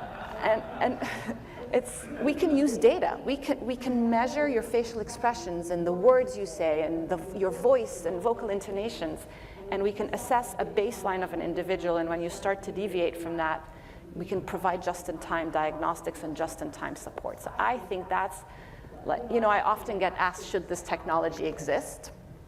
And I think this technology, yes, has downsides. Maybe we'll get into that, but it has incredible potential to help people's health and wellness, especially mental health.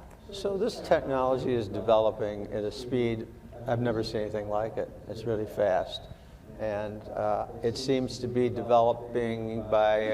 developed by a group of Silicon Valley companies, Elon Musk and Mark Zuckerman and Sam Altman's of the world.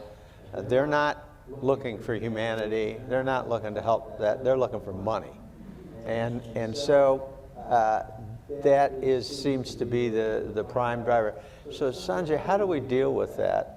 And how do we deal with the fact that this is a race for profit, and we think it should be used to help humanity? Is that incompatible? Is it impossible?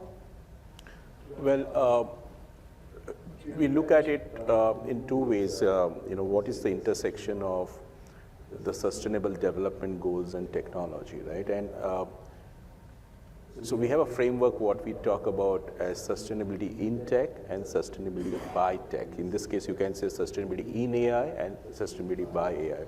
Example of that Rana mentioned about emotional analytics, we used it very effectively for helping all the women who had taken break from their work because of maternity leaves, and they had to get back to work. So they were appearing for interviews, and we use emotion analytics for them to try out how they're responding to questions under our Skill to Succeed program.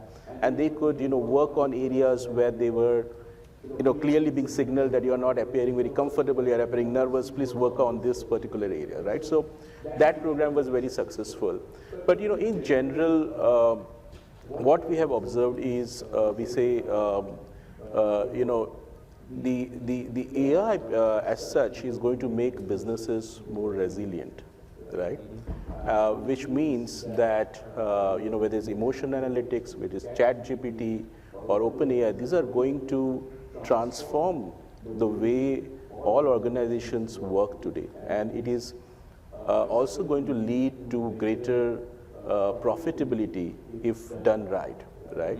So the fast development of this space is actually a good news, because there is a direct correlation between what we call the green ops and the FinOps. Because this, if I use the word green ops loosely to mean all the goodness that you can embed sustainability in businesses itself, at the same time make it much more profitable, then that's great news. And to do this, technologies like AI is critical. So AI, it's a triangle. You bring in the technology, you bring AI, you bring in some societal considerations, the SDGs, and then you have a business that will outperform the peers in the total shareholder value. And this has been proven by studies that organizations that are embedding sustainability, they're outperforming their peers. And to do all that, you need this kind of technologies. So this feels to me different. And this is a different thing, I think. It doesn't feel like it's the internet. It feels like it's far more significant than the internet. Now, Richard, you've written and talked about we are in something completely different, what you call the simulation century. Tell us what that is, and how's that contributing to AI, and how's that making this different?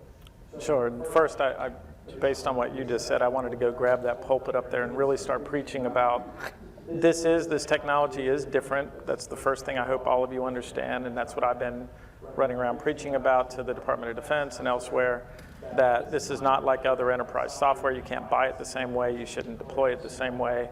And the profit motive alone is not the right where are my AI people? It's not the right utility function, right? So Reid Hoffman was an investor in my last company, and I watched as he invested in my company at the same time he created LinkedIn, invested in Facebook, and I watched as we took all this amazing technology and used it just with the utility function of just monetizing human attention. Instead of curing cancer and trying to put people on Mars and all the other beneficial things we want to do. So that's what I hope we're going to do and that's why I really wanted to be here at this congregation to talk about this subject. But yeah, to that thesis statement, my thesis is that this is the simulation century. I've been doing events about this for Joint Forces Command now. As you know, you've served on one of my panels for that. For 14 years, I've been preaching this. But I say the last century was about the moving image. It's the first time in human history when we could look at recent or current events by reviewing video footage of it. The Vietnam War, Tiananmen Square, whatever.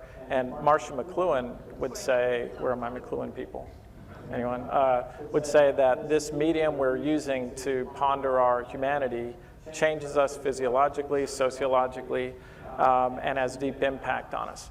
But I say this is the simulation century. So when I look at things like AI, even the old AI, and machine learning, and simulation, you put that triumvirate of technologies together, and that's the foreshadowing I want you to take away here is that's what's next, right? Is just like what I said with the Connect. It's the knowledge graph, the state machine, paired with these new things, these large language models, which are just one piece of the puzzle, combined with the ability to model and simulate the world and sense it. This is sensor-driven, it's data-driven. Once these systems can do all of that, I think that's where the breakthrough in artificial general intelligence is going to come. I think Sam Altman would agree with me. I think he would disagree with what you just said, that he purely had a profit motive initially, right? He didn't. The idea behind OpenAI is to keep everything closed because this stuff is volatile, is potentially dangerous. So let's develop it behind closed doors with lots and lots and lots of money, and try to bend it towards benevolent output. But inevitably, when you start taking billions of dollars, as any of us know who've taken outside investment, your utility function gets altered, right? You start thinking about like, well, I got to provide returns, and God forbid you go public, right? What do you have to do with it? But the mission, and I hope everybody in this Eisenhower group takes this away, when we build these AIs, we need really well-designed, carefully thought out utility functions that are solving for like, what kind of community do we want? You know, what kind of planet do we want? How do we solve climate change? How do we cure cancer? Not how do I monetize human attention, or how do I win this election or get more power? And if elected, all right, I want to come back to that, but I want to go to Raina, because you're actively involved as a venture capitalist, trying to raise money and trying to do the right thing with this technology. How do you handle that in your head? How do you balance that off? Yes, I like to think about the ethics of all of this in two ways, the ethical development and the ethical deployment. On the ethical development side, I think the biggest question we have today is combating algorithmic bias. And the best solution to solve or mitigate algorithmic and data bias is to make sure that the team around the table who's thinking about these problems, who's solving these problems, is diverse. And not just diverse in terms of gender or ethnicity or race, but also diversity of backgrounds, which is why I love being here, because we're not all technologists here. And I do really feel that we need this diversity of backgrounds to bring these minds together to solve kind of the data and algorithmic bias. On the deployment side, I think we have a big issue around data privacy and consenting people before we deploy these technologies at scale. And I'll share one example. When I was building Affectiva, my company, we were about maybe 3 months away from running out of money. We were venture backed, so I was out in the market raising money. And we got a call from the intelligence, the venture arm of a three-letter intelligence agency, not to be named. And they said, we were raising like $10 million, and they said, we'll give you $40 million on condition that you pivot the company to focus on surveillance applications of this technology. And I felt, and I still feel that way, by the way, it's not the right time or the right use of this technology. It's not why I started this company. And so it was a very hard decision, because I didn't know if I could raise money elsewhere, but we turned the money down, and we hunkered down, and we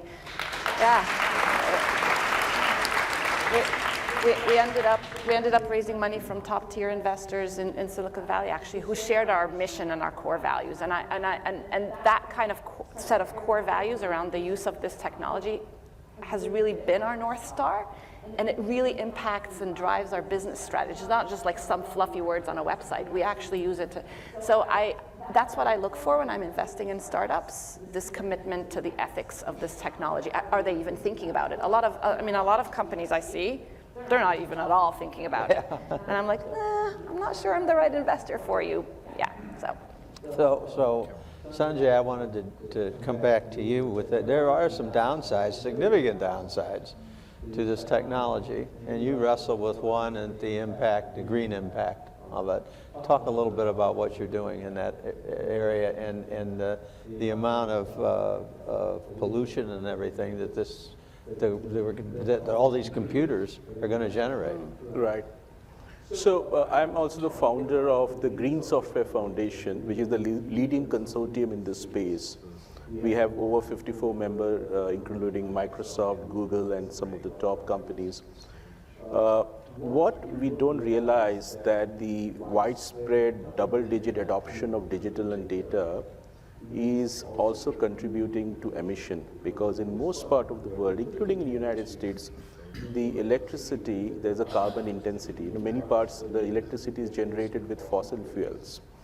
So there's a carbon intensity of electricity. So the more you use the digital device, you are also causing more emissions. In fact, today the information communication technology industry is emitting more carbon than even aviation, right? But we don't really think about it. We think about digital as clean.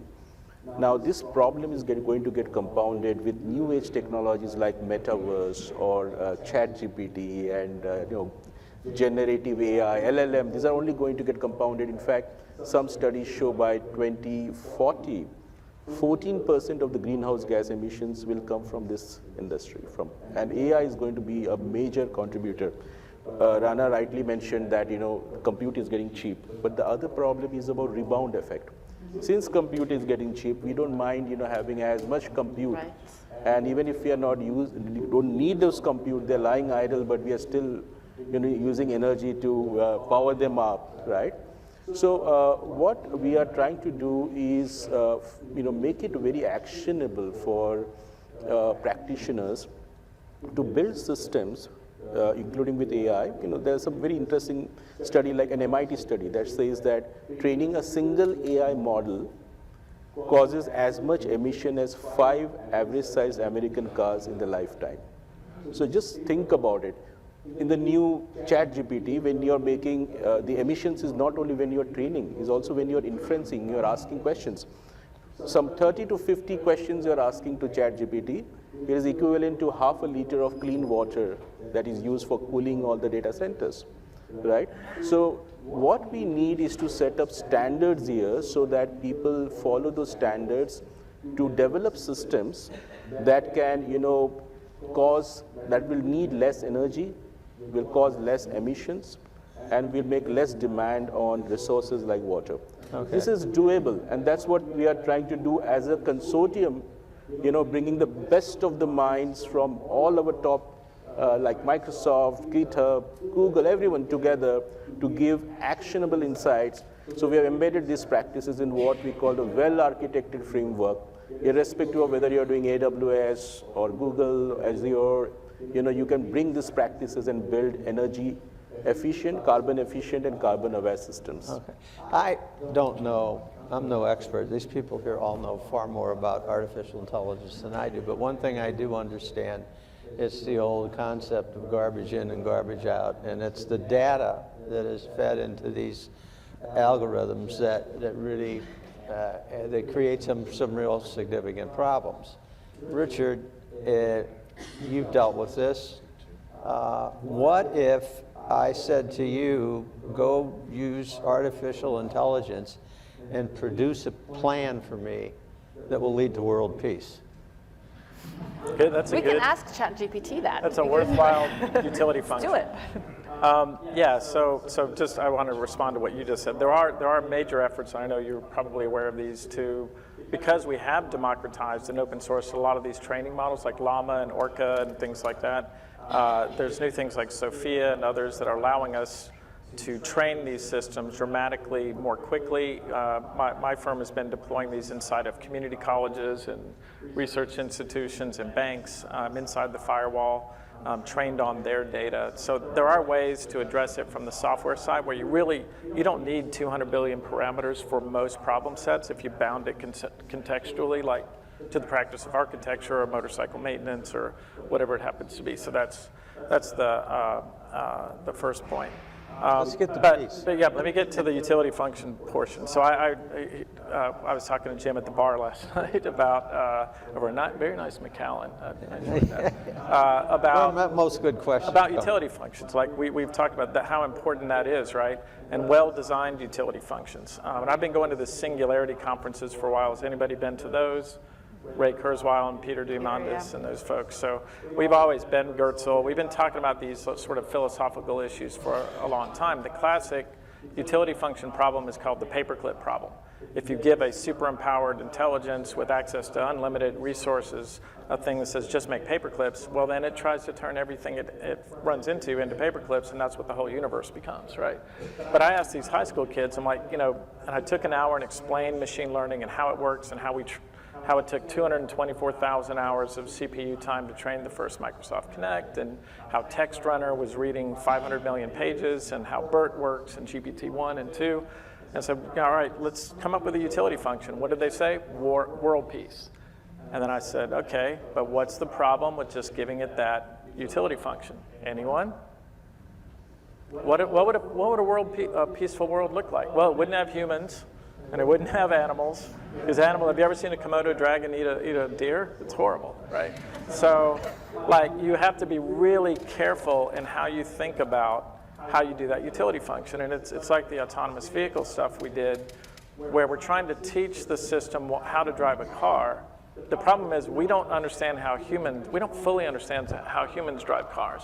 Like, why don't we hit the brakes every time a bird flies by or somebody walks up with a baby carriage or whatever? Because we've learned to ignore most of the data inputs. But most computer systems are taking all of the inputs and trying to process them in real time. And what we learned is machines don't drive cars the way humans do. They have different inputs and outputs. They have LiDAR and GPS and optical sensors and all that. And once we turned it over to machine learning, now you can just let the system watch 100 hours of video and it can go out there and drive flawlessly anywhere in the world except Rome or San Francisco. So, I was at a conference that Richard's company did at North Carolina State University, and they had a kind of a robotized teacher's assistant that they created. And afterwards, I was asking one of the instructors, what are you trying to teach your students? Why do you have this? And she's talking about how it can really help her. And I said, but what are you trying to teach them? She said, well, we're trying to teach critical thinking skills.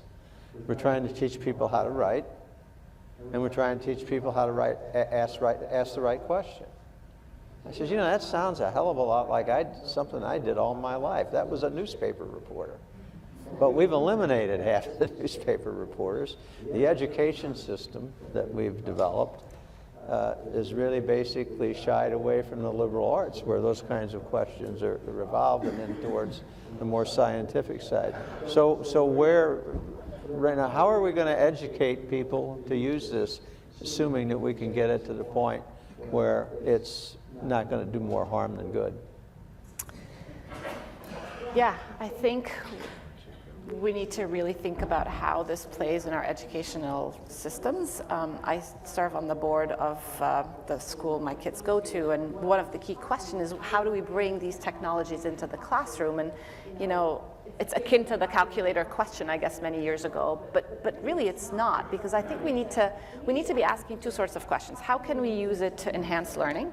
So for example, should you be allowed to use ChatGPT to write essays? Or to me, it's like more about co-creating ideas and getting inspired and bootstrapping and brainstorming. It's not going to write the complete essay for you. That's I think the wrong use of this technology. But the other kind of set of questions is, what are the critical skills that we need to teach our kids when we've got all these tools? And to me, it's the ability to learn, the ability to ask questions, because that's really important. That's something AI isn't really good at. Identifying problems, having passion and empathy and compassion. These are things that again, I think are uniquely human. And also this umbrella that this isn't a race of humans versus machines. At the end of the day, AI is a tool.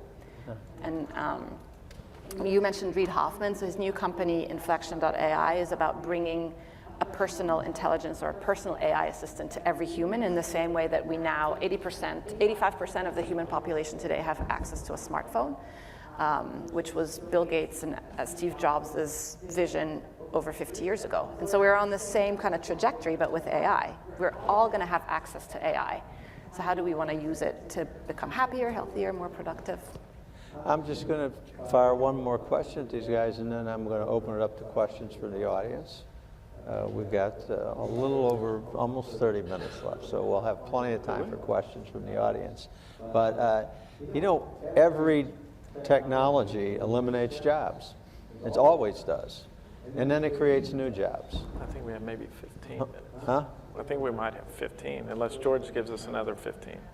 No, it says 30 minutes down there. Oh, it does? Yeah. Well, all right, good. Let's relax.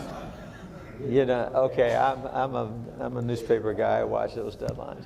So anyway, every technology does, it creates new jobs. Unfortunately, a lot of the people who lost the jobs aren't trained and don't have the capabilities to learn the new skills. Are we looking at a world where a new job is going to be a person who gives prompts to GPT and to artificial intelligence? Richard? No, that was a softball question, because I just wrote an article called "I Prompt, Therefore I Am." Oh, okay. And it's on Design News. But the idea is, it's just like when when the iPhone came out, the idea of app developer did not exist, but now we have more app developers than we had farmers today.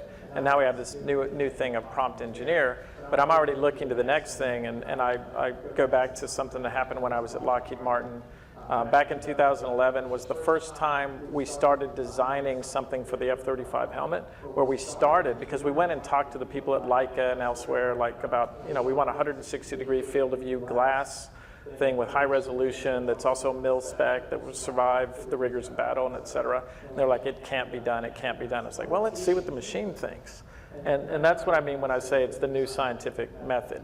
You shouldn't start any new, where's Jimmy, my molecular design guy out here. I just met from UNC over there. Yeah, the idea of designing new molecules for drug discovery and that sort of thing, you should always start with like, what do the machines think? So we started with that, and we watched, and I've got a little video of this, of the AI designing the F-35 helmet, and then we said, well, gosh, we can't do that out of glass, so what materials do we need? And it went and studied that problem, came back and said, well, you need 3 layers of Fresnel lens and molded together, and that's how you get this new capability that did not occur to humans. Yeah. Where we are today, if you're tracking this, is everyone's thinking about how do I as a human become better at prompt engineering the outcomes within my company and in school and whatever. But already we're seeing, again, well-designed utility functions given to machines, the machines going out and pursuing those goals and then reaching back and calling on humans to perform subtasks. So I don't know if you guys are ready for that, but that's what's happening next. And then the biggest concern there is like what happens, and we've already seen this, with model collapse and some of the other issues where some of these systems start going after goals which are not human goals. And what does that mean, and how do we contain it? The last thing I want to say before we go into questions is it's important that you all understand that, and I know Altman has talked about this too, we humans are making systems like this so complex, we don't understand them. If that didn't make the hair go up on the back of your neck, maybe you're not paying attention. I'll say it again. No, but we don't understand how they work. There is no debugger for machine learning yet. Have you made one yet? No. But we're working on it. Expendable AI is a big problem. Yeah. So I mean, we're accustomed to like building software systems, deploying them in mission-critical environments, and then going in and fixing them if they're not doing what we want. We can't do that yet with machine learning. These systems are massive. And also, they're starting to, again, adapt and change, and that's why we say at the Singularity Conference, the AI Plus is the last invention humanity will ever make. And it used to be 2045, but now we're saying there's a 50-50 chance it'll be by 2035. This is time for questions from the audience. Now let's yell at each other. I am having a hard time seeing that someone come around. I'm the lucky one to have been given the mic. My name is Janka Debreceneva. I'm a Slovak national and I'm a human rights lawyer. My question is this.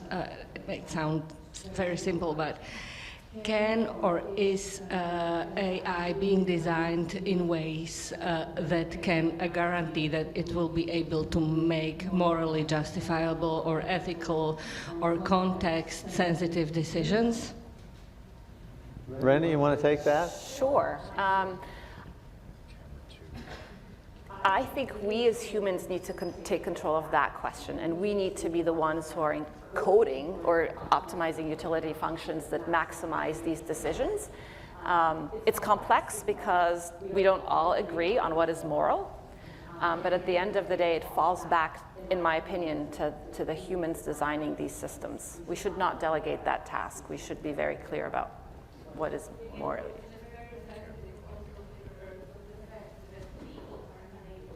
Exactly.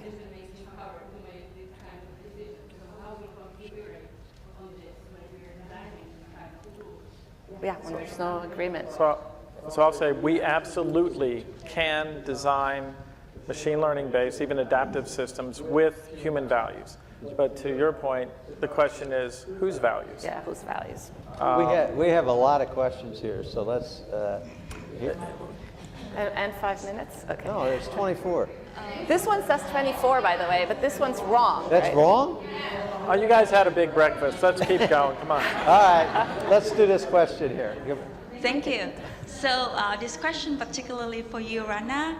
I love what you said about we need a new societal deal.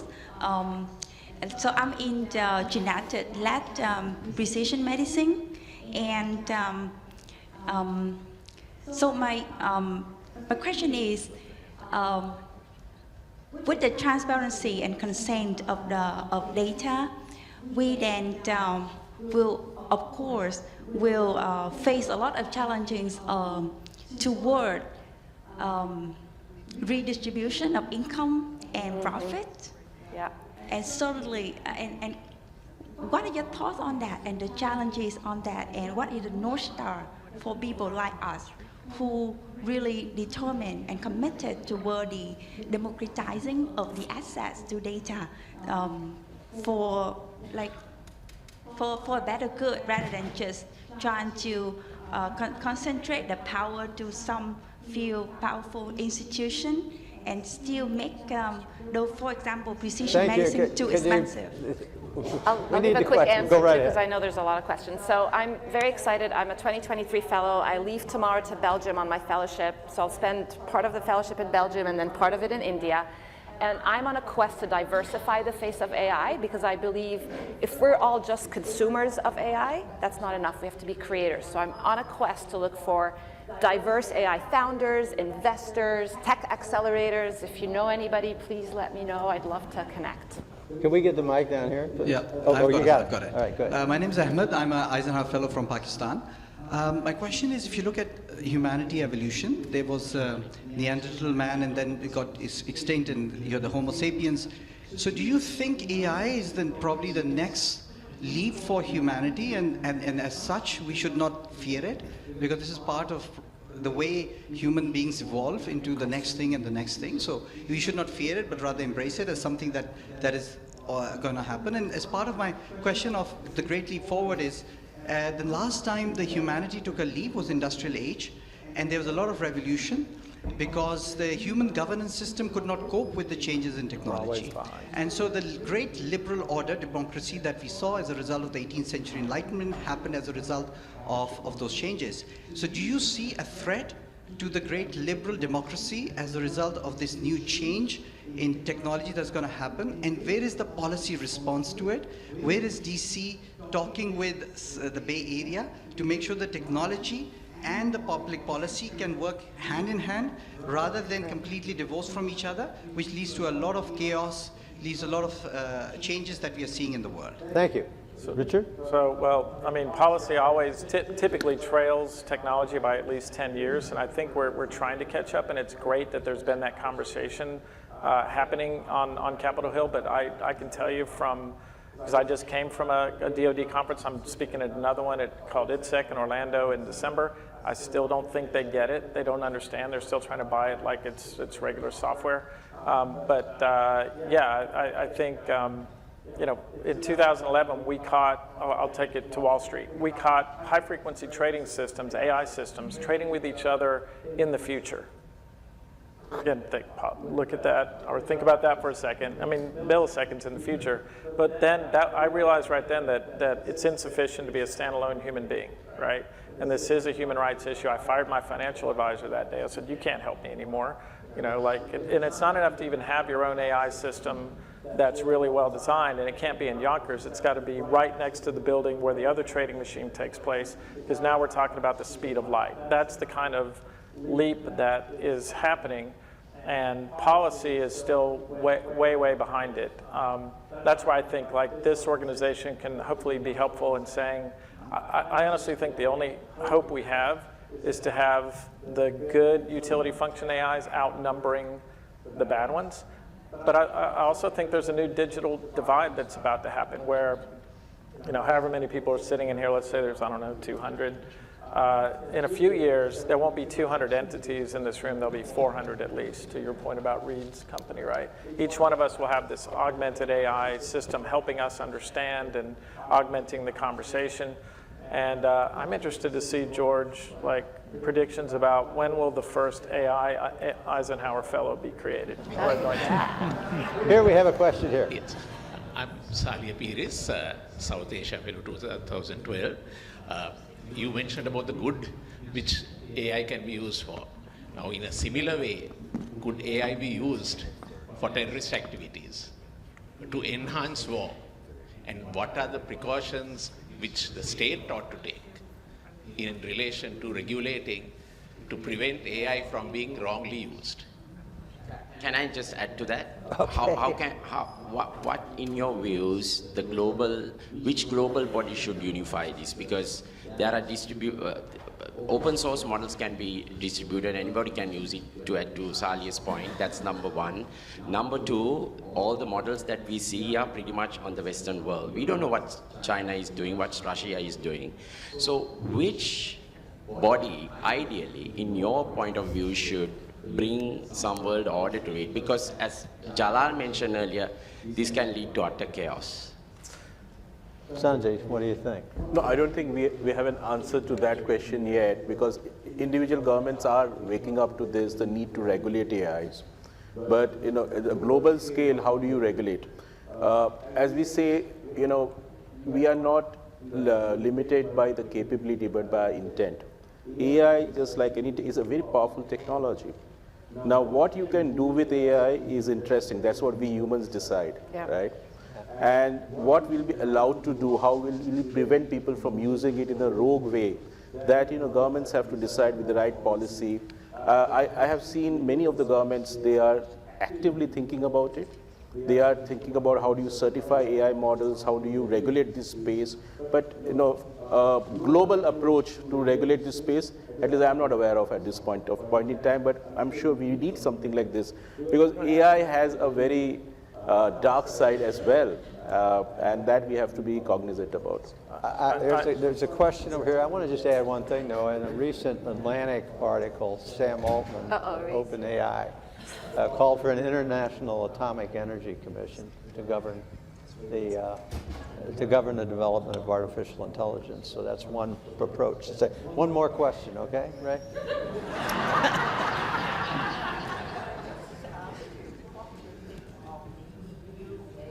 Yes.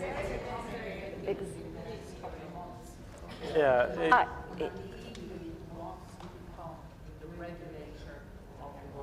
So I actually They're much better at it than I am. That's part of my fellowship. So I'm actually meeting a few, I'm meeting a few of our European leaders who are actually involved in the commissioning and writing of the AI Act. So from what I've seen, the EU is actually leading in that area. Yeah, and it's definitely ahead of the US. So yay. Yeah, they led with GDPR, and I think the only answer to this is some kind of socialist, liberal democracy solution to it with a hopefully benevolent governance. That's the only hope we have. Okay, that's Somebody design that real quick.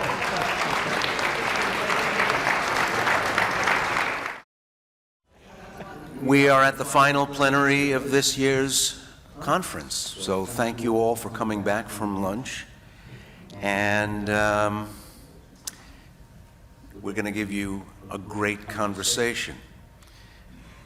And I know that you probably take a lot less primping and cleaning up before the dinner than some of your fellow conference attendees. So here we all are. This plenary is called COPS, Courts and Corrections, and this is such an essential part of our common life. Police can be, ideally are, the defenders, the guarantors of the freedoms promised to a citizen by the place they live, protecting you from people who mean you harm.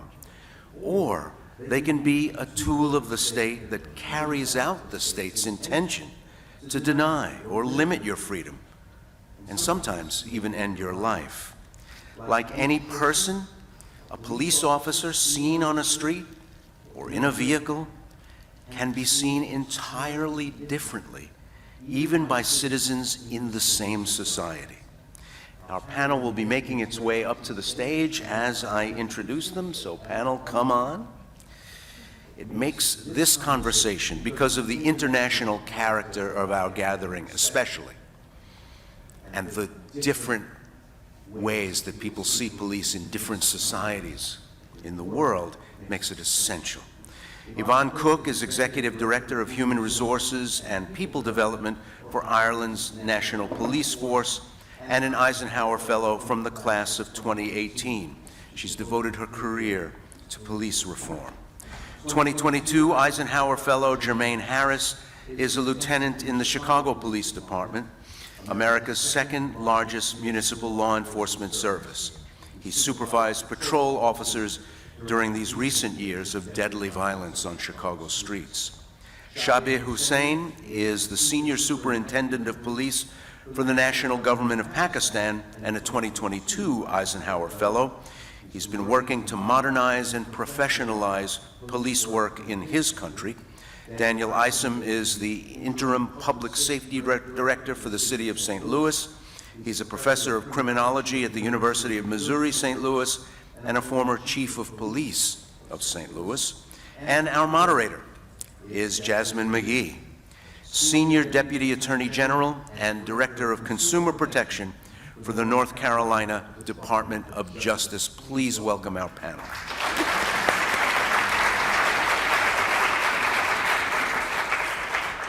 Thank you so much. So Eisenhower Fellowship Network is full of change agents committed to creating a more peaceful, prosperous, and just world.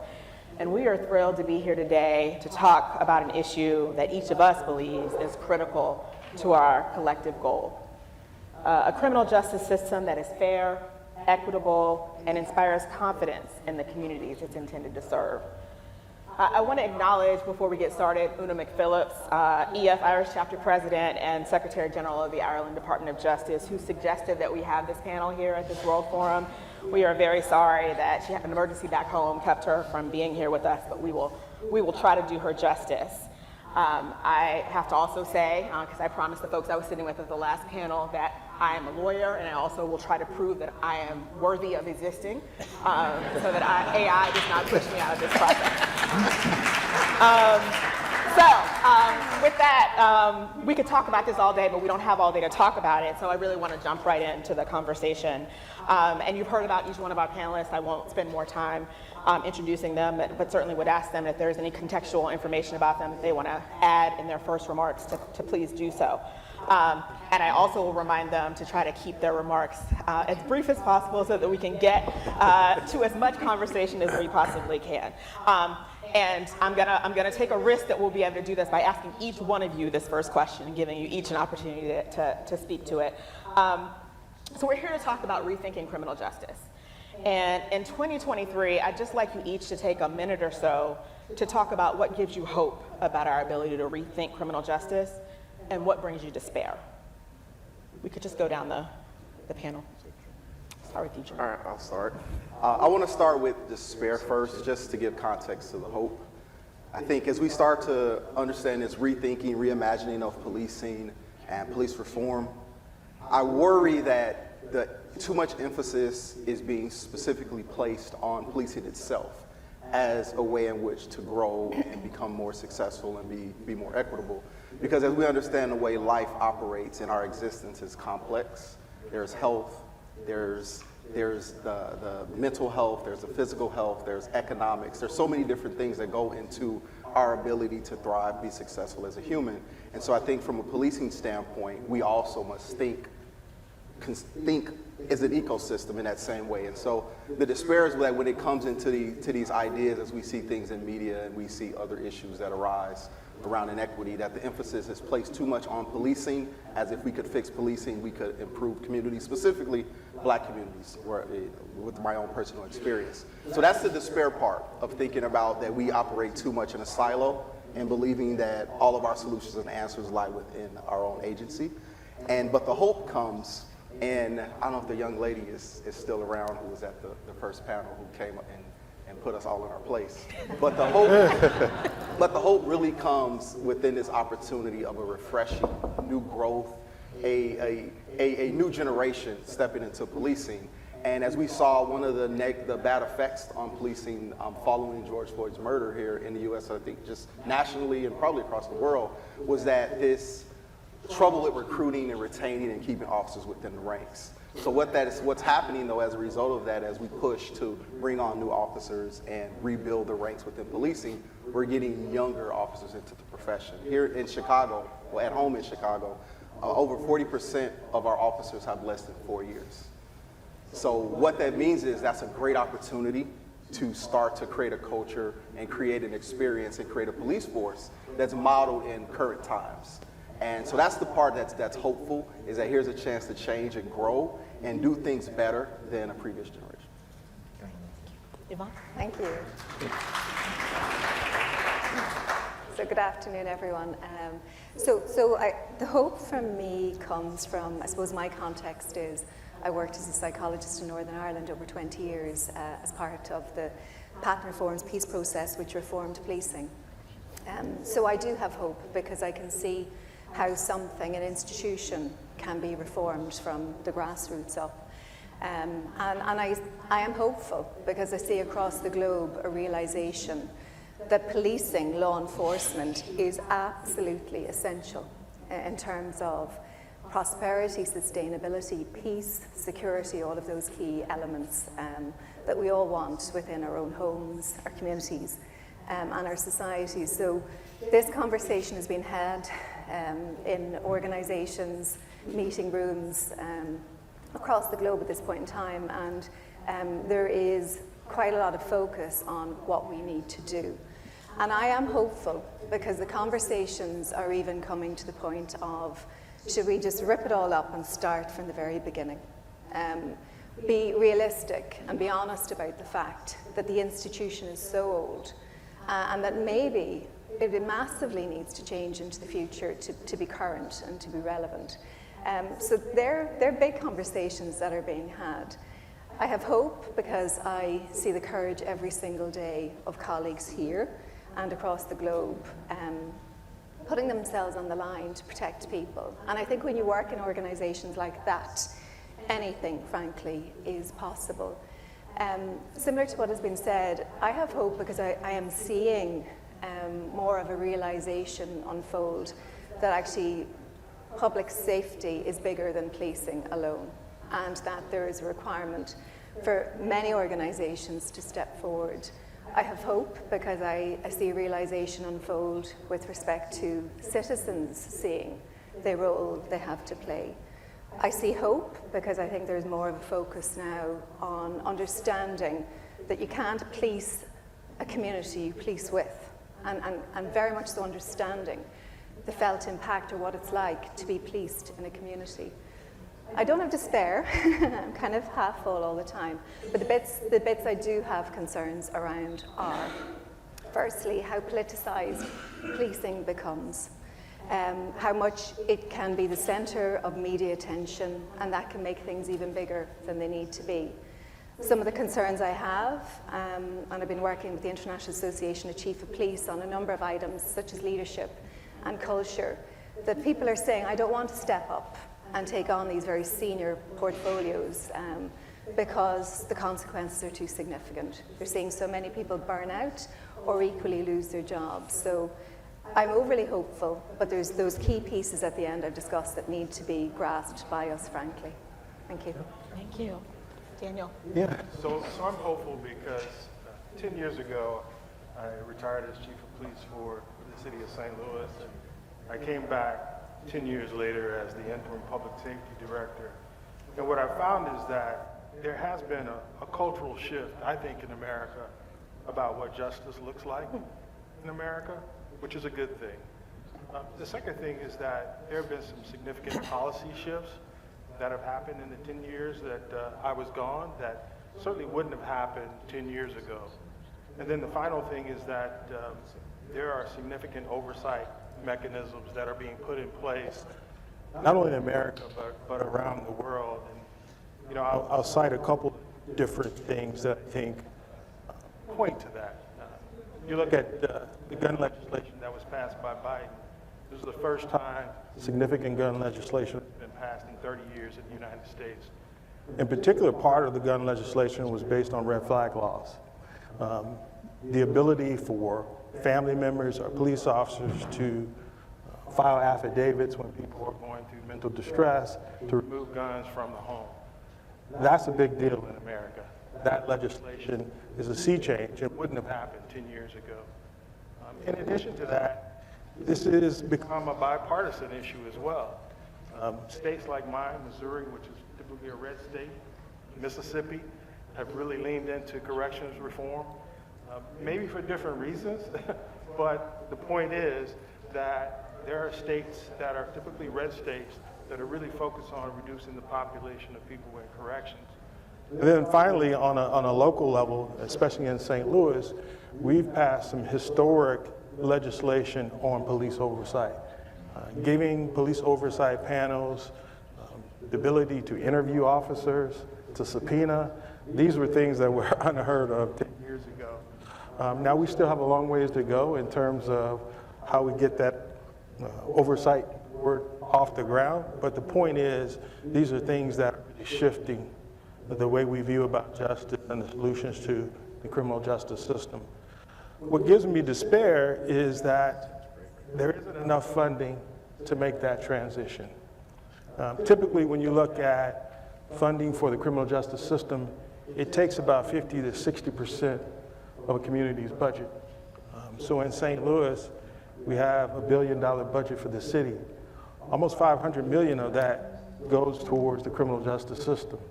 So when you're thinking about alternatives, where does that money come from? And you can't take away that 500 million because that still is an important part of the system. How do you add to that so you get a more robust and sort of multifaceted approach to that?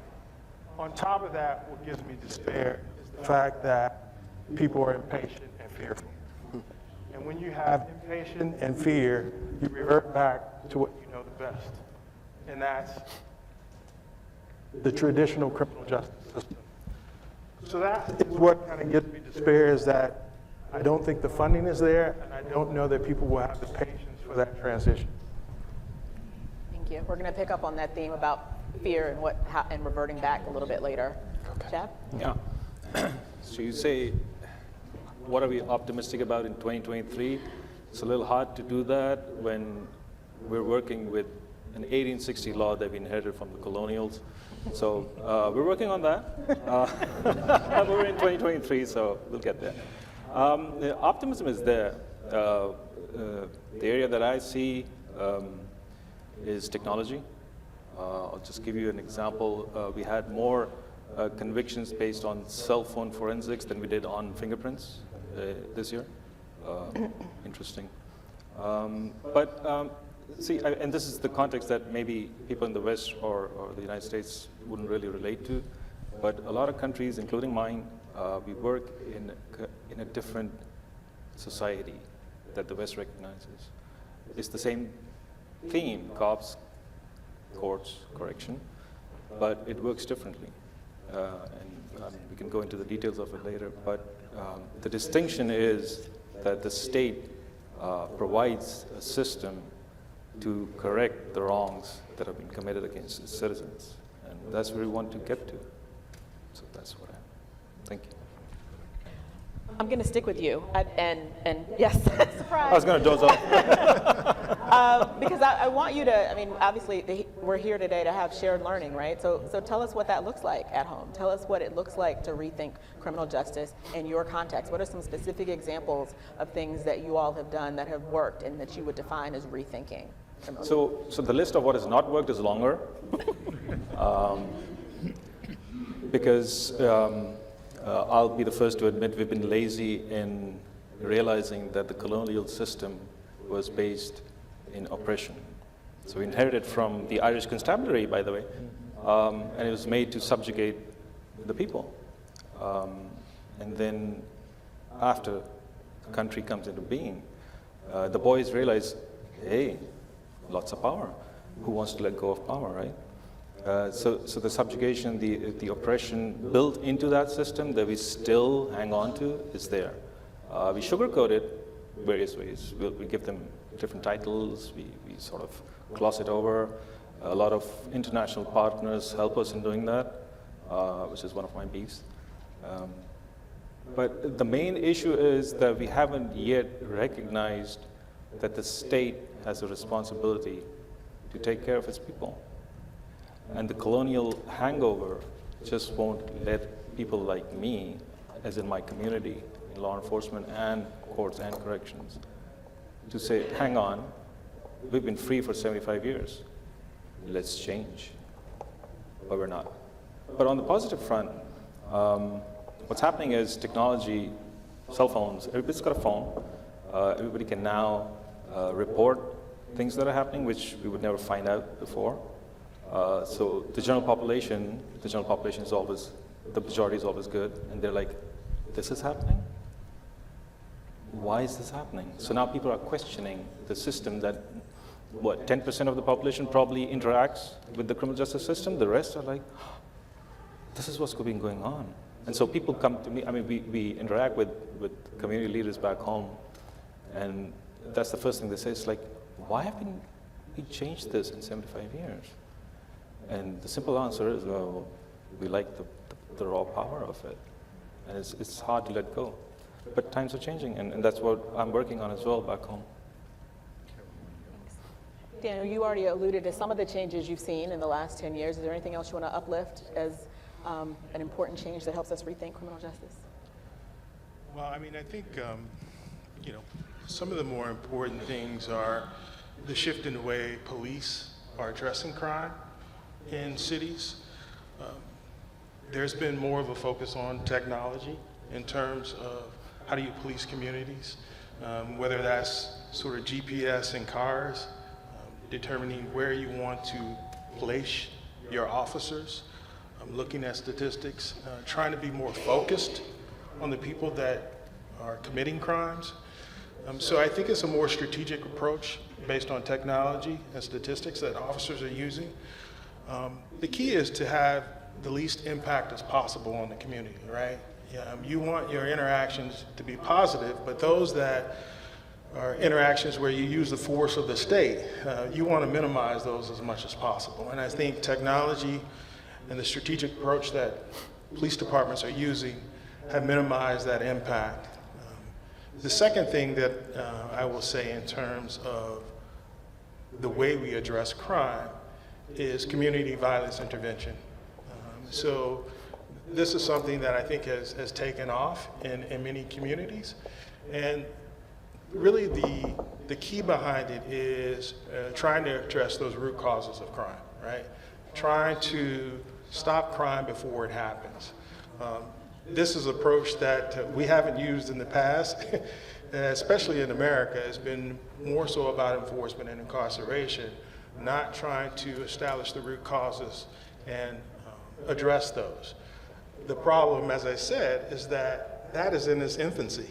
And in St. Louis, I think we put about $5 million into our community intervention programs. That is a drop in the bucket compared to the money that we're spending on the criminal justice system. So we really have to find ways in which, and a lot of the money that we're spending has come from the federal government. It's not based on the city's budget. And so communities really have to figure out a way, how do you make that transition? I was thinking about sort of the utility industry, and that conversation is like, how do you move from the traditional utility model to a green model? Well, that is an expensive transition. You can't just drop the way we've been doing it for years and just go to the other system. It takes money for that transition. So those are some of the other things I think we're doing that are positive. Yeah. It's interesting that you raised this question of using technology to have smarter policing, and North Carolina's Governor's Task Force for Racial Equity made a recommendation around using better tools to identify where resources ought to go. Everybody thought it was a great idea at the time, and then when you went to implement it, we thought, well, what are the inputs that are going into those information? And not to pick on the AI panel again, but what are the inputs that are going into those systems, and how does that recreate systems of inequity as well? And so one of the things that we have to look at as we try to look for solutions is how do we make sure the solutions aren't making the problems worse? Yvonne, anything you want to? I think a few things, I suppose, and I'll talk across the two policing organisations I worked in, the Police Service in Northern Ireland and the Garda Síochána, so both on the island of Ireland.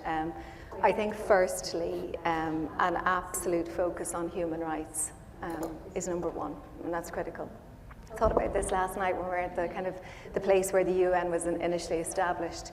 And over 2 decades ago in Northern Ireland, this was something that was a key feature in all of our briefings, all of our trainings, that there was an understanding of the significant powers that we hold within policing, and the importance of understanding the individual human rights of all concerned, both citizens and the public, victims, survivors, offenders.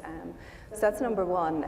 I think number two, an understanding about the importance of cultural intelligence and emotional intelligence, a lot of focus with respect to understanding the communities we serve and what we can do to offend or what we can do to engage, and about understanding the history of a place.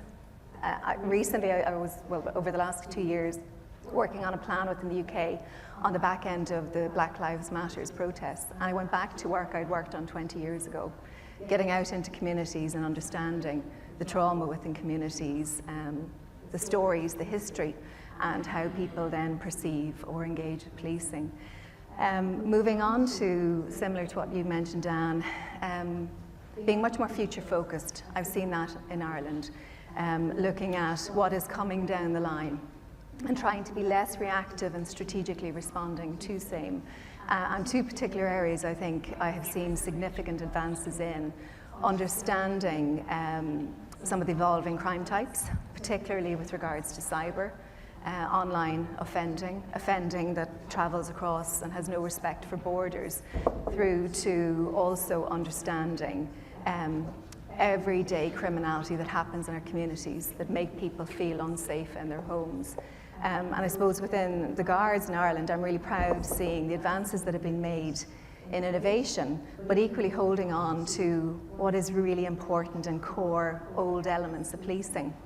And briefly, what I mean by that is investing in cyber, working with tech industries, working globally to try and effectively follow criminals across the world, particularly within the drugs area. We've been working on that recently. And then also not losing what's good. Within Ireland, we have a beautiful community policing model. We have local stations where local guards, police get to know local people. And that's something we don't want to trade off on, because that's what works for us in terms of legitimacy and having that contact, close contact with the citizens we serve. So they're just a few examples, really.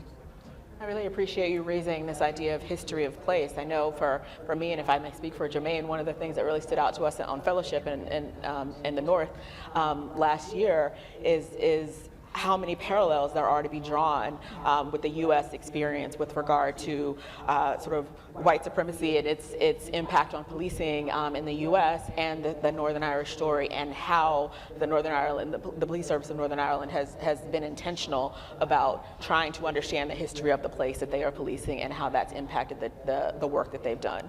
It's critical, absolutely critical, because you don't know on any given day. You could be policing within a particular community and there is a certain anniversary, and unless you know what that is and symbolism of it, one step could be the wrong step in terms of bringing through offence when you don't intend to do so. So yeah, it's really important. Yeah. Jermaine, what specific changes are changing the world for you?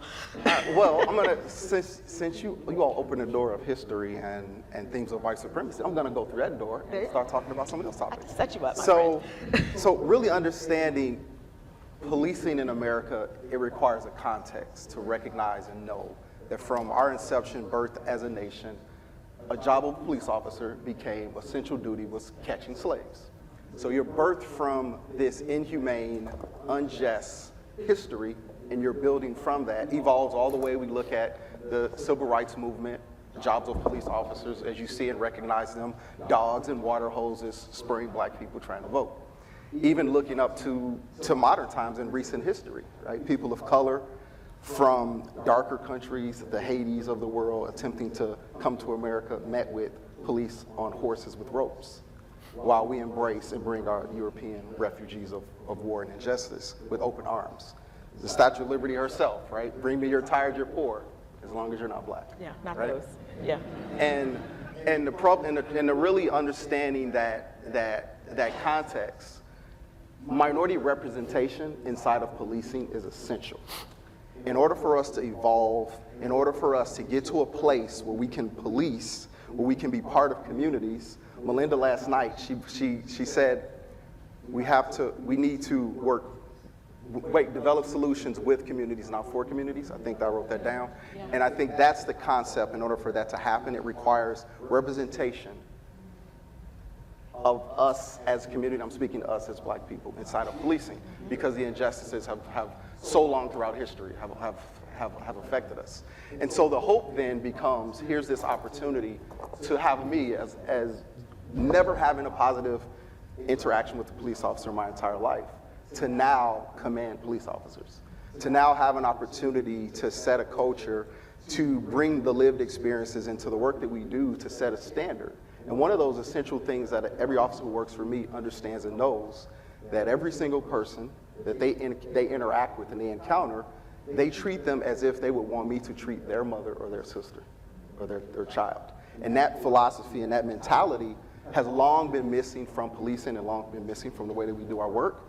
And it comes through that culture shift. So that's where the opportunity, it kind of leads into the idea of bringing in a younger police force, a group, a generation that is global in what they do. Like my son, he's a college student and he's got friends all over the world because he plays games with them, video games, right? And so that exposure to other people, that exposure to other ideas makes it prime, right, for an opportunity to introduce a new way of policing. And so that gets into this idea now of recognizing how lived experiences, how assets, how resources that exist inside of communities are valuable and important. That affects the way in which we do violence prevention, specifically in a concept called community response teams. It's this idea of taking on these root cause solutions. How do you find the leaders within a neighborhood? Because most often we're taught, like in these areas, whether it's poor or whether it's a community of color, is that they need these things, we need to build this and create this, but no one really understands that there are a lot of resources that currently exist. I never talk about my experiences, the things I didn't have. It's always the things I had that made me able to achieve any kind of success.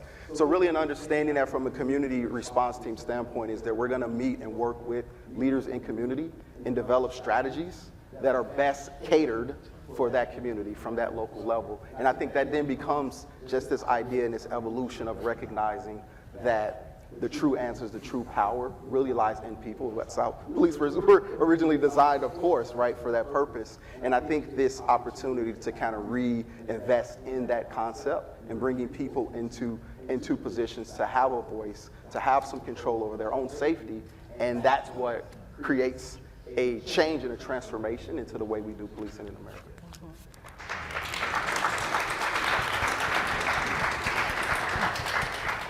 So let's stay on that theme, Jermaine. I also was going to shout out Melinda French Gates last night. We're in sync after traveling across the Isle of Ireland together. I called her Melinda. Yeah, okay. You know Melinda well. This idea of being closest, we're working with the people closest to the problem or closest to the solution, involving directly impacted people. There are a lot of different ways that we can talk about it, and those of us that do this work are very aware of the importance. But I can't help but notice that here we are, a group of insiders, all current or former law enforcement, and me, a lawyer with the State Department of Justice, having this conversation, and obviously there are lots of voices that are absent here. So I'm just wondering if I'll pick on you, Jermaine, but certainly any of the other panelists want to speak to this.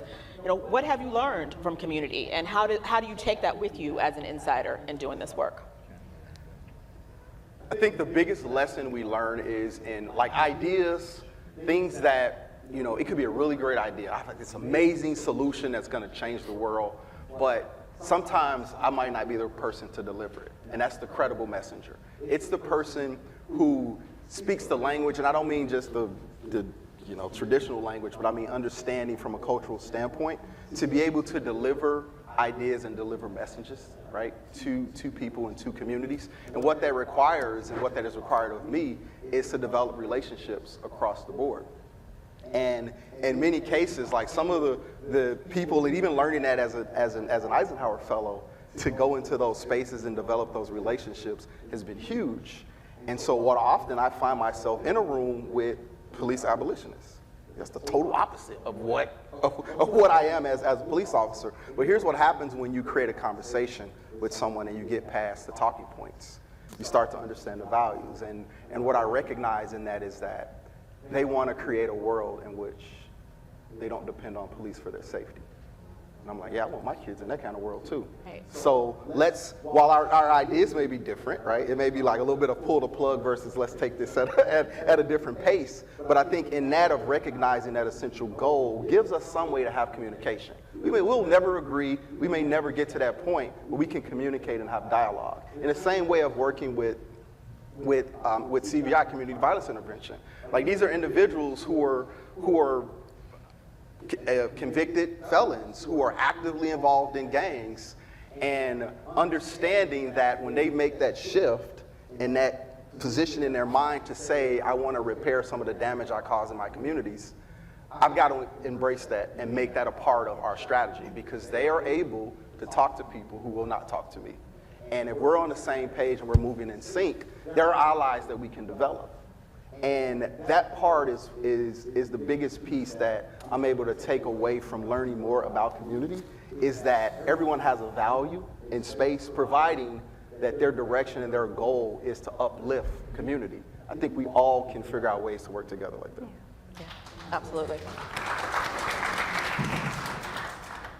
So Yvonne, we often hear the political rhetoric around criminal justice, and people suggest that it's a zero-sum game. You can either have fairness and equity in a criminal justice system, or you can have public safety. You can't have both. Do you agree with that? And how does policing contribute to that narrative or help with that narrative, as the case may be? Yeah, it's complicated. So I think, you will have people say you either go tough on crime or you go soft on crime, either or, and it's not that simple. So I think firstly, we've been talking about kind of reimagining the criminal justice system today. Part of what really needs to be focused on is prisons. Do they work, do they not work? My view is they work to a certain extent for a cohort of individuals, but don't for many, and people become even greater criminals. So there's much more of a need to focus on reducing offending, prevention and rehabilitation, and that's some of the work I did in Northern Ireland. And why I raise that is, if you only think about it through the lens of, catch people, lock them up, and that's the solution, we will end up with that zero-sum game. Also, as I mentioned earlier on, there needs to be a continual focus on who can keep people safe in communities. And when we look at the drug issue across the world, we're definitely seeing it in the capital, my capital, Dublin. There are so many agencies that can have a good positive impact on the lives of individuals, and they all need to work together. So that focus in around the have-nots, you support one group, another group has failed, I think it's too simplistic. And it is actually looking at it as a very messy problem. We deal with people at the worst point in their lives, both from an offender perspective and a victim and survivor perspective. And you need to understand the ecosystem around that causes offending in the first place or causes vulnerability in the first place. And I think it is understanding it from a holistic perspective and then looking at, well, what are the key remedies? I think takes us away from this debate, which isn't always helpful. This is a good conversation, but it's not always helpful, because you just get into that debate of go tough, go soft, and it's more complicated, frankly. Yeah. Mm-hmm. Great, thank you. Yep. Daniel, good, thank you. So Daniel, I have a law enforcement colleague back home in North Carolina who likes to say, culture eats policy for lunch. I'm sure we've all heard that phrase. And I'd like for you to give us your thoughts as a law enforcement leader on how you can instill an authentically positive culture in law enforcement when it's not just about having the right policies on the page. Well, I think the foundation of culture starts with your values. What values does your organization embody? So for the St. Louis Police Department, and I'm sure these are some of the key values for most police departments, first and foremost is leadership, positive leadership. I think to create a great culture, you've got to have a great leader. And that leader has to embody the values that you want, not only in your police department, but also in your community. So the other three values for the St. Louis Police Department are service, integrity, and fair leadership or fairness to all. So that leader has to live those principles really every day. One of the things that I find in law enforcement is that we have two situations that drive culture. The people we bring into the organization, and do they embody those values that we want in the organization? And do we live up to those values within the organization? What I find is that when we are hiring police officers, we don't hire to the values, right? Are you hiring somebody who has been a leader in your community? Are you hiring somebody who has done public service before they've come on to the police department? What does integrity look like in an applicant to the police department? And more importantly, fair treatment to all indicates that you have had some diverse experiences throughout the community before you came to the police department. So you can't change a person within the police department once they get there. They need to come with a certain amount of core values before they get to the police department. That makes your job much easier in terms of shaping a culture within the organization that is important for policing if you hire the right people in the first place. Once they come into the police department, every decision that you make should be based on those values, right? How you teach people, how you train people, how you do investigations, how you discipline. In terms of integrity, there should be some things that are golden rules, right? If you lie, if you cheat, if you're abusive, those things are non-starters. You cannot be a police officer if you commit those types of violations. So it's really two things. It's about leadership and embodying the values that foster a great culture. First, starting with who you hire, and then embracing those values in every decision you make as a leader within the police department. Thank you. Your turn, Chad. You want to answer that question, or I got a new one for you? Whichever. You got something you want to say to that question too? I do. Please. So I'll start with a story. So one of my earlier appointments was in a semi-rural tribal setting, and I'm a 20-year-old naive police officer, and the tribal head comes to meet, and he says, after all the debate that we had, he ends with, anyone who gets paid to do this cannot be my leader. So that brings me to this concept of, so cops, courts, correction, fair enough. But there's spaces in between that certain parts of the world does really well. And in our area of, and I've studied Afghanistan, Iran, Pakistan, India, there's this concept of alternate dispute resolution. It can be formalized, it can be informal, it can be a tribal council, it can be a village council. What that does is, so on paper, generally the concept is that the initial interaction of somebody going through that system would be the police. It's a short, intense period, and the rest of that interaction is courts and correction, right? The part about courts and corrections is the interaction of that individual who crosses that first part and enters that flow. So that long spans of time has nothing to do with the general population. They're not really interested in that. But a lot of people have that interaction with police, whether that's long-term, it ends up in court or not. But then there's this segment where people don't want to have any interaction with this formal system. So cases that would probably lead to crime get taken to these alternate dispute resolution platforms without any input from police or law enforcement. And it works out very interestingly in a lot of communities. Now, for a long time in our space, we try to discourage it because the narrative was that it's all informal and we should all be doing what the rest of the world tells us we should be doing. And for a long time, we believed it. It's like, yeah, that's what civilized people should do. We should have police, courts, corrections.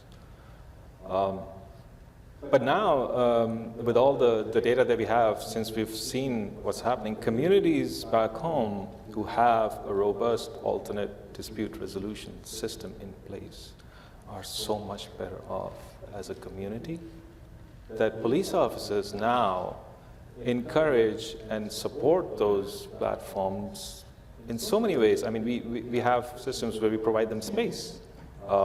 We give them rooms with air conditioning in places where electricity isn't there. We offer documentation now. So you do your thing, but let's document what you're doing. So we have another archiving system for them to document what that platform has done in terms of dispensing local justice, in terms of issues that might lead to crime. So that's a different take on what, a little different from what we have as a concept of cops, courts, and corrections.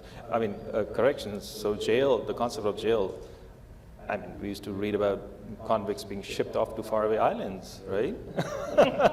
So there have been experimentations, but now to straitjacket it into this, yeah, there's space to think outside the box now, so.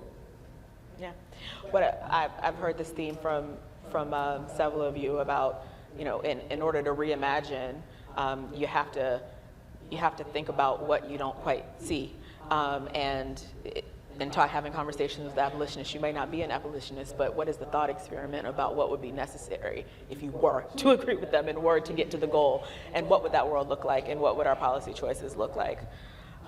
Okay, we're almost ready to go to our audience, but I do want to talk about everybody's favorite topic, which is drugs. I want to talk about the not because you're using them, but because, you know, anyway.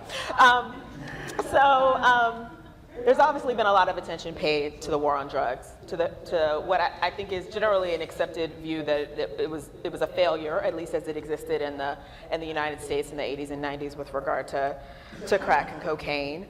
People you would never have expected, at least in the United States, to be talking about harm reduction and substance use treatment are having these conversations and open to all kinds of new policies and have said things like we can't arrest our way out of this problem.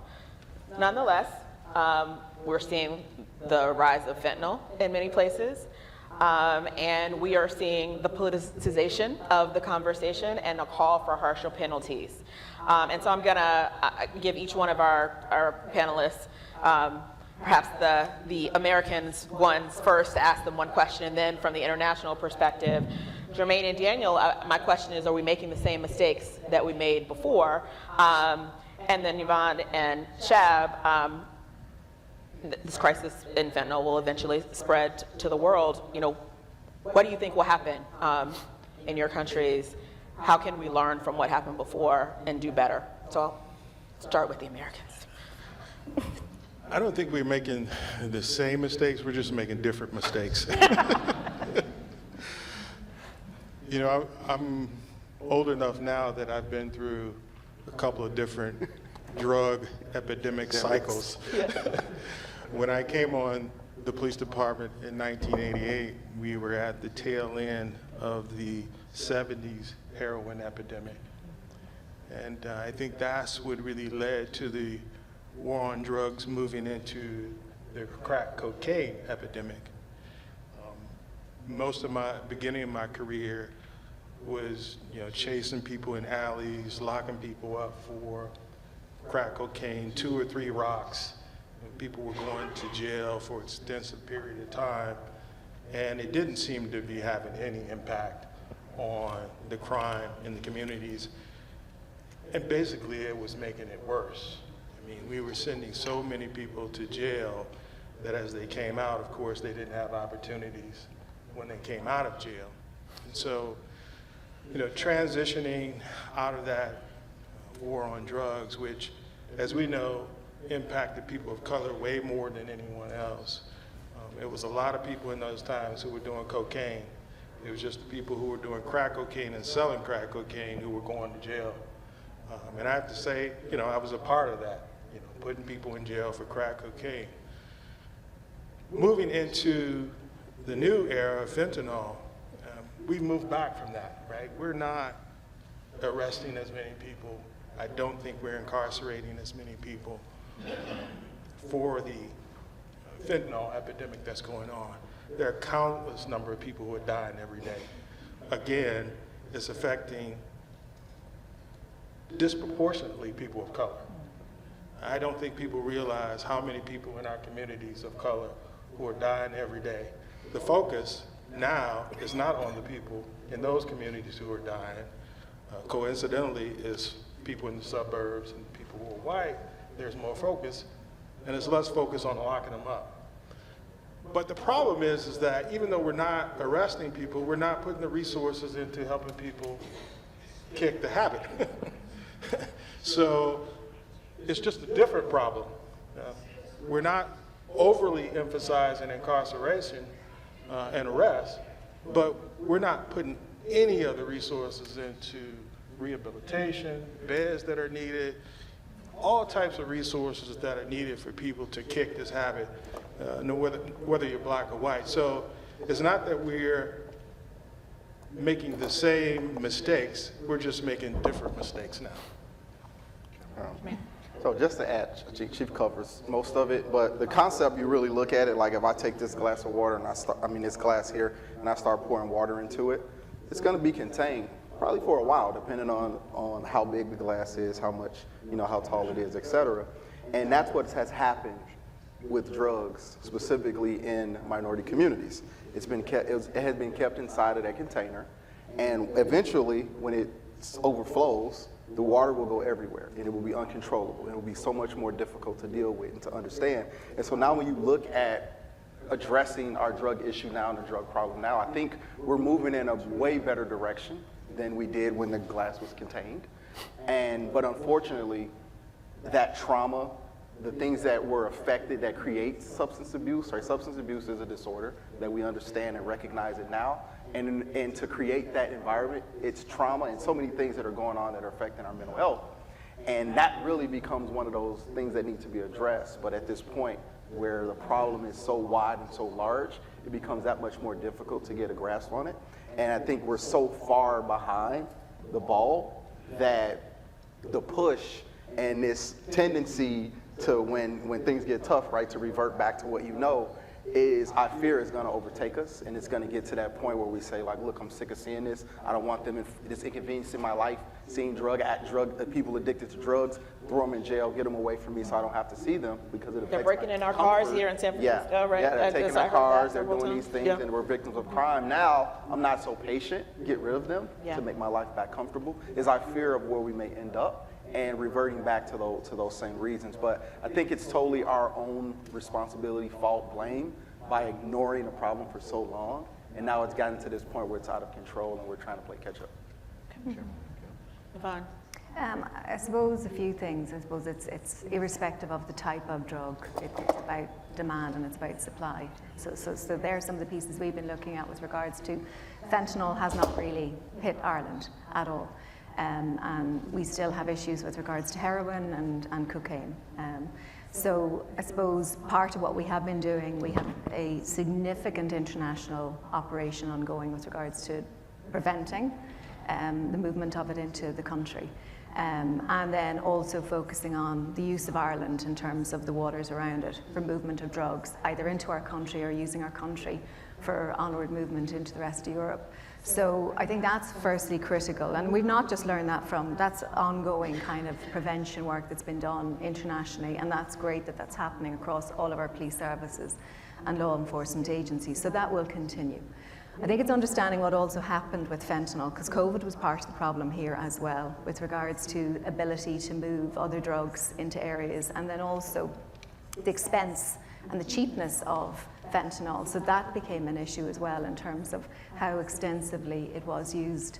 I think we do need to focus on the two main sources of addiction.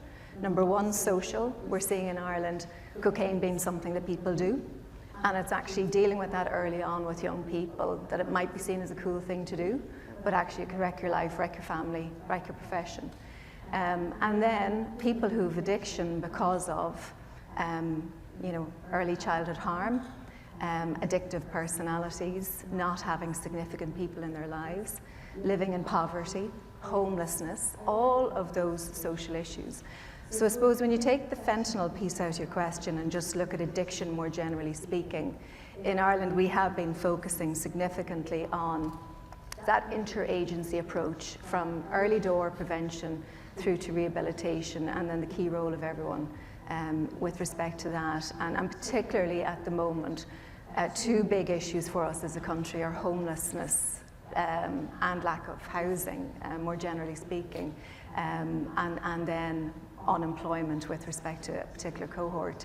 So it is requiring a full systems approach, and then with respect to fentanyl, trying to keep it out of the country as much as is possible.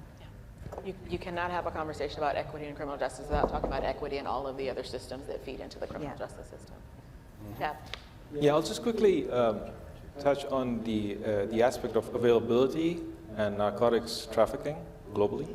I recall an interaction with DEA representatives at the embassy in Islamabad, and we had done this rough calculation, and we said, so we know Afghanistan was at that time the main supplier of opium-based narcotics. And the process, briefly, is that the farmer gets peanuts for whatever he's harvesting. It's the middlemen who make all the money in them. And in that meeting, we came up with some rough calculations, and it's sort of in the ballpark of half a year of the DEA budget can buy off all of what the farmers produced, right? So, well, we're not going to go where that conversation ended. But and then there's the availability bit. Yeah. So it's interesting when I tell people that one of the very interesting way of moving narcotics is through snail mail, customs, transnational shipping. We're all thinking of airports. It's like, oh, got to check every nook and cranny.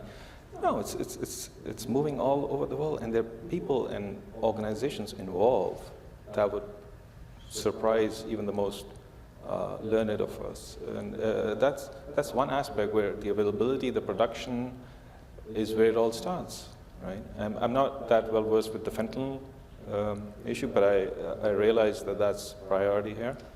It doesn't matter how easy it is to manufacture it or how available it is. The source of it needs to be addressed. The human aspect, we have problems with addiction all over in every segment of society. Like poverty does that. The rich are one of the biggest buyers of cocaine because that's the in thing to do. But surprisingly, it's so easy to get, right?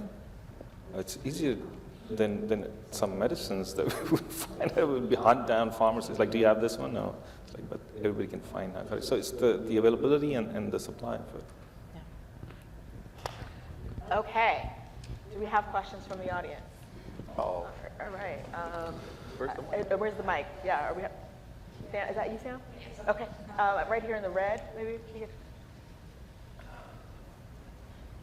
Lights are bright. Yes. Hi, Vanessa Cooksey, 2016 USA Fellow.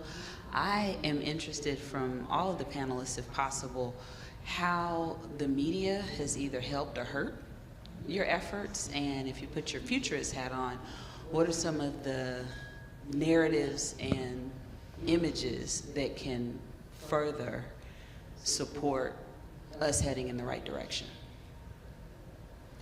Oh, so this is interesting because So we're watching this defund the police thing on TV back home, right? And we started out making fun of it, and then professionally we were like, oh, okay, wait, there's something there. And long story short, that led to us researching how the public sees us, and why is this happening in the United States, and can it happen? Are the factors similar? And many of them were. It's just that the population here was more empowered to go ahead and push that agenda. It wasn't so back home. But then it also gave us an indication of what needed to be addressed. Well, like I said in the beginning, we're yet to address those things, but to even identify, for example, how even uniform back home seems like it's a symbol of repression. It's like, stay away. It's like, that's the uniform itself, how it looks. And interestingly, we changed, one of the provinces changed the uniform about 7 or 8 years back, keeping that in use. Like, okay, this looks just, doesn't look friendly enough. So media, like I said, everybody's got a cell phone, right? We have so many inputs coming in of wrongs that are being done, mostly by policemen like me. And that's a check that's good to have. Well, I don't want to blame the media, but I do think the media is just a reflection of our society today.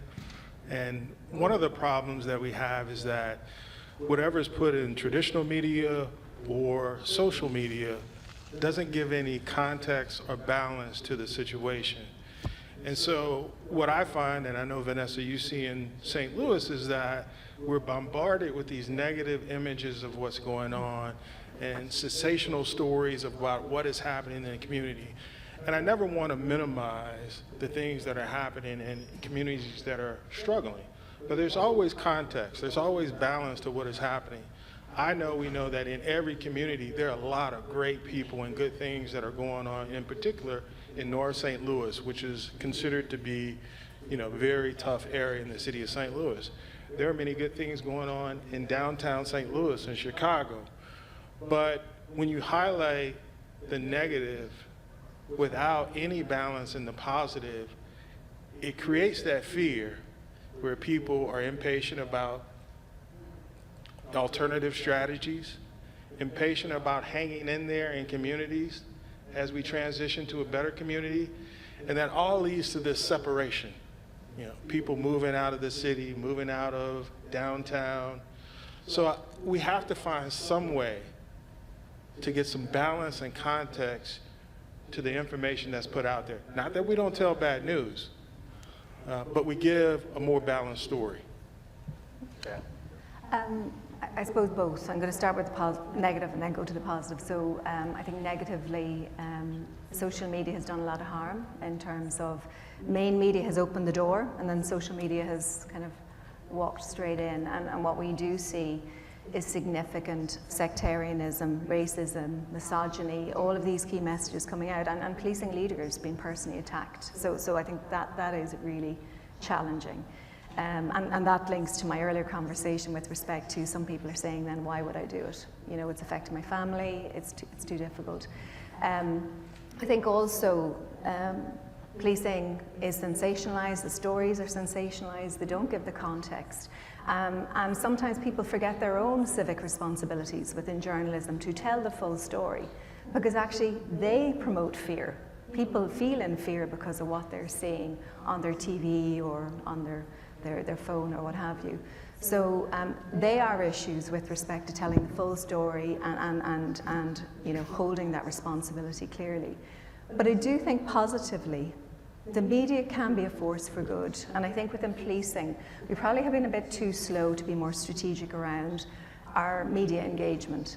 We're big organizations that can be listened to. So at times, becoming a media outlet ourselves and getting the good stories out there. Also with regards to positively, the media help us in terms of calls for appeals, in support of major investigations. So that is critical. And then I suppose to the question in terms of the image, An Garda Síochána is an Irish word which means guardians, custodians of the peace. That is the image I want the citizens of Ireland to think about when they see us or hear about us, as people there not to impose upon them, but to be there to support them at the points they most need them. So yeah, I think there's more good than bad with the media, but it needs to be channeled appropriately, and I think that's on us to do, frankly. So thank you for the question. and then I'll answer really quickly to everyone kind of touched on a lot of the concepts, but I'll take it from a community organizer perspective. Like I'm trained in those ways. I work in my community. The grassroots leadership is important, and one of those key things is that you don't tell your story, someone else will, right? And this concept of owning narratives into the work that we do, the benefits and the things that go along with media, but most often people who use media to learn and understand about a community generally aren't in it. And so as the audience opens up and widens, you get perspectives brought into a space that isn't always relevant to the people who are living in that space. And so what we do as police is become our own media, right? And that's through some of the old school ways media was disseminated with, through the stories, the interactions, the relationships that exist. And I think kind of going back to a little bit of our roots and a little bit of the way in which we grew as a country, as communities, is required.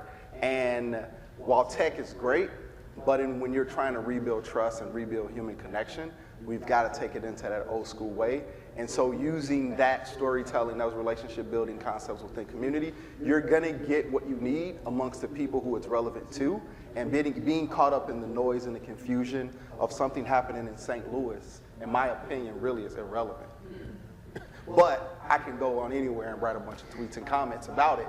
And we get caught up in trying to appease that group, and we ignore the voiceless, the people who are in communities that are actually crying for our help and want our support. Let me just take moderator's privilege just to broaden the answer a little bit and say that it's not just about our media, it's also about our culture of communications ourselves, like as people. So I'm gonna be all radical and left wing here and tell you that I tell my kids there are not good people and bad people. There are people that do good things and people that do bad things. I don't know if I 100% agree with that, but I think it is rhetorically useful because it allows us to dehumanize people if we can say these people over here, these bad people, and these good people over here, and that's how we respond to everything. But life is messy. So I think the way we communicate with each other every day is just as much a part of it as the way the media communicates with us. Who's next? I gotta go with our MC. I was a longtime resident of Shakespeare District in Lieutenant Harris's Chicago Police Department. It's a high crime area, and my neighbors both feared the police and saw them as absolutely vital and necessary. So it was a very ambivalent and uncomfortable relationship. As a street reporter, I saw the best cops were the ones who were able to de-escalate any situation that they walked into.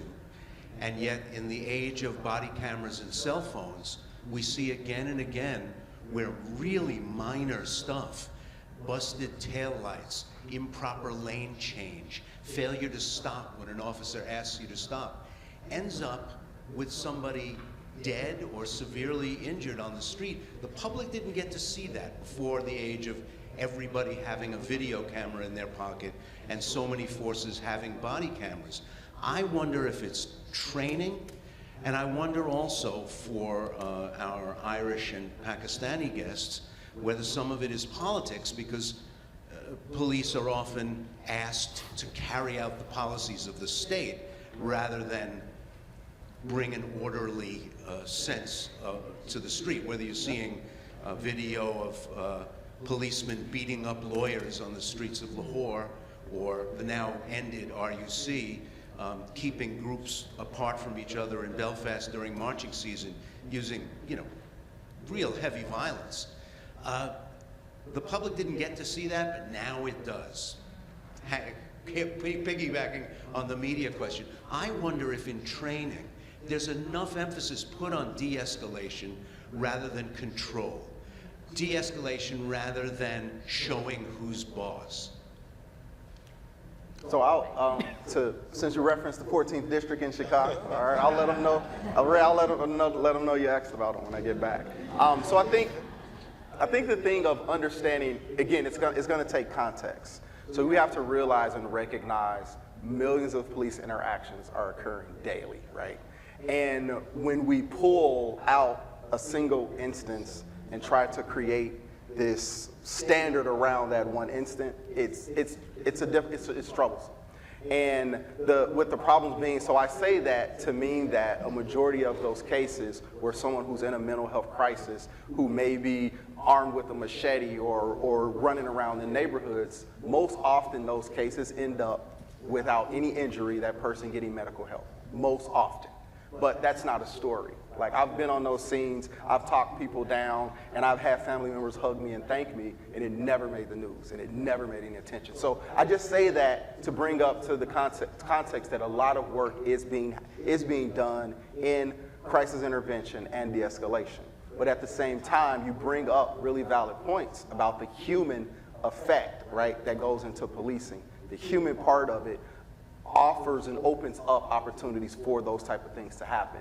And that becomes a trouble, and I kind of see that as a major responsibility when it comes to supervision and it comes to culture setting. The way in which an officer works, because it's a paramilitary organization, the way in which police work is going to be dependent on what the expectations of their supervisors are. If certain standards are expected, they will conform in those ways. But again, people, will try to move outside the lines and work within it, work outside of it. But for the vast majority, those constraints will work when a culture like that is set. We had an example, right, in Memphis where we saw these police officers beat a man to death on video. They know they were being recorded. They're wearing cameras on their chests, but they still engaged in that corrupt behavior, because I attribute that, without knowing, with my opinion, again, my opinion I'm throwing into it, but understanding policing, is that it wasn't the first time. That was indicative of a behavior because of how quickly it happened, and also their supervisors did not intervene or step up when it happened. That was a group of police who knew that their supervisors weren't paying attention and weren't going to hold them accountable. So a lot of those ways, when we start to think about those best practices, it's going to fall on that responsibility of those supervisors, of those sergeants. That frontline leader that is there every single day watching things happen has to have the courage, the fortitude to be able to step up and go against culture and say, you are wrong, you don't belong here, you will be punished for this, or you won't be a part of this force. We don't have that enough, I think, when it comes to the bad cases. That doesn't happen, and we can start to see that in the behaviors of officers who are caught on video. Why are they so bold? Why are they not hesitating? Because it's indicative of a habit that has been going on. I will also add to this that, of course, in every circumstance, we want officers to act appropriately, right? So that's the first thing. But secondarily, this is really about rethinking policing too. When do we really need to pull people over for violations? And is there alternative ways of enforcing some of these things? So one of the things is people who don't have their vehicle registered, right? That's a violation that typically officers will pull people over for. Is it really necessary for us to pull people over who don't have their vehicle registered? I mean, it's parked at some point in time. Can't you put a ticket on the car and tow the car? What is the purpose of pulling over someone for such a minor violation? Every interaction you have with a person that you don't have to have creates tension in the community. I don't like to get pulled over. Nobody likes to get pulled over. And especially for minor incidents. And typically, in communities of color, you're getting pulled over for more minor incidents than anybody else.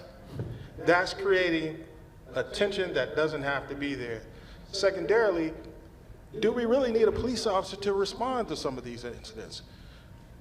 Is it better for a mental health professional to respond to someone who's in emotional crisis? Yep.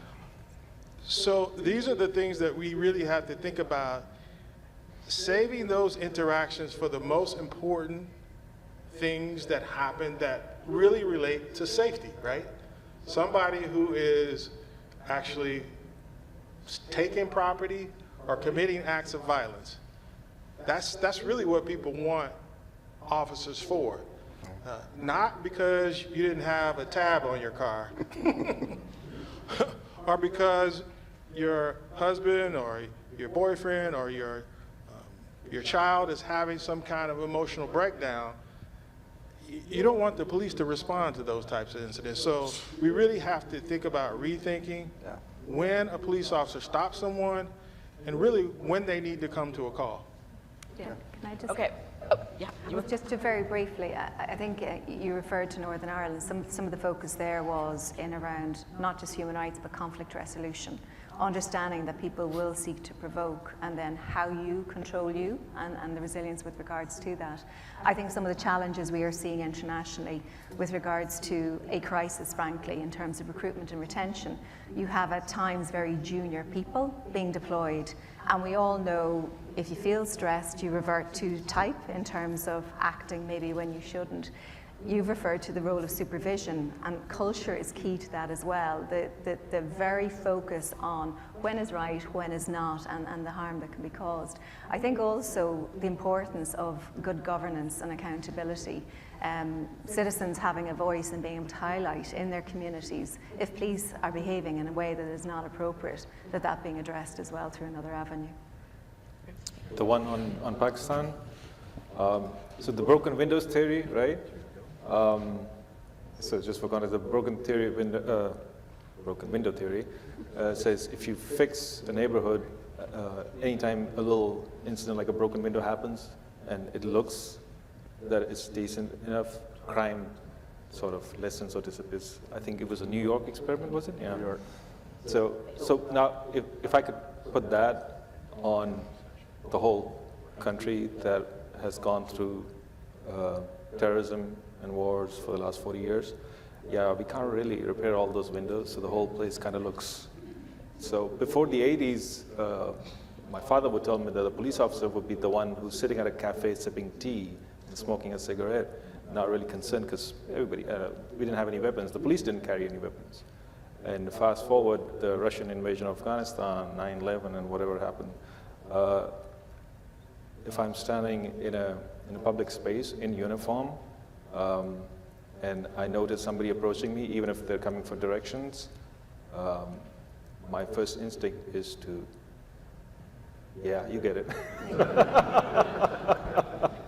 So it's that concept as well. And although not all of Pakistan is or was on fire, but that permeates the police force, the law enforcement. It's like, okay, self-preservation is supreme.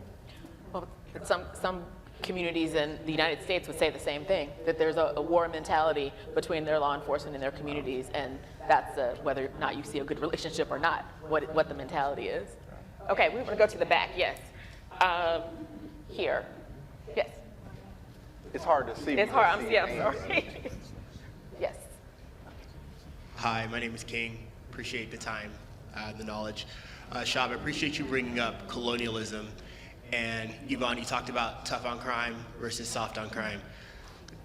Jermaine, you're from Chicago. And in the news, Chicago is often portrayed as the scariest city in North America. However, cities like Louisville, cities like some years Tucson, Milwaukee, I didn't want to put him out there, so I was going to skip St. Louis. Have a higher death rate per capita, yet we only hear about Chicago. So the question I have is, how much autonomy do you all feel when it comes to being able to change the system when the media might make it challenging? And also, since you brought up representation, Jermaine, and being black, how much autonomy do you feel considering why policing was created and the cities that you, the communities you aim to support? Really quickly with that. So first, to rise through, because we think about culture, right? To be promoted, to rise through the ranks, there requires this level of conformity to the culture, or you won't make it. And the tough challenge, the balancing piece is how do you maintain how do I maintain my identity, right, as a member of the black community while still being a member of the blue community, right? And it's this concept, and we were over lunch talking about the W.B. Du Bois of double consciousness. A lot of black people got the double consciousness. So to explain, it's like this idea of being black in America, of being required to live in these two spaces. And I attribute that in policing is that my existence in policing and my existence in the black community, each of them are challenging to each other, right? The more I go into this world, the more I'm pulled away from that world. And so it's a constant struggle in that piece. And so coming into it, of understanding that, first, the understanding of what's taking place, and that awareness and that consciousness is required in order to navigate it for this purpose of maintaining that idea and that commitment and this faith and support of the community where I'm from and that I'm trying to support. So I think that's the piece that's really important, is having that fortitude to attack it head on. It is going to be difficult, right? Not all battles are as big as Dr. King, right? Some of these battles are taking place on smaller scales, but the effects of it and the turmoil that it takes on your life and your family is difficult, and most often we'll see is that people will then just go along and get along. And we end up having a figurehead or someone in a position who is representing our community, but not fully representing community. And so that becomes one of my big responsibilities as I move through and work in policing, is to hold on to that. And there is absolutely opposition.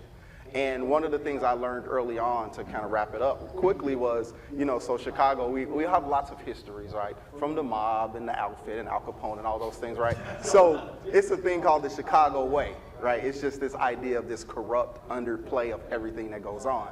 And so my great friends in politics told me to understand that if you're gonna work in police reform and do this type of work, you better make sure they know you're a made man. So in the mob word, like before, they can, you've got to get permission, right? And so this idea was to affiliate and connect with people of power and of structure outside of my agency to have the protection and the support. If I only lived and all my power existed inside of police, and at any day, someone with more things on their collar can just end it at that point. But when that support is around you in those relationships, like an EF family, right, that provides you an ability to operate in a system that's built around systemic racism and other type of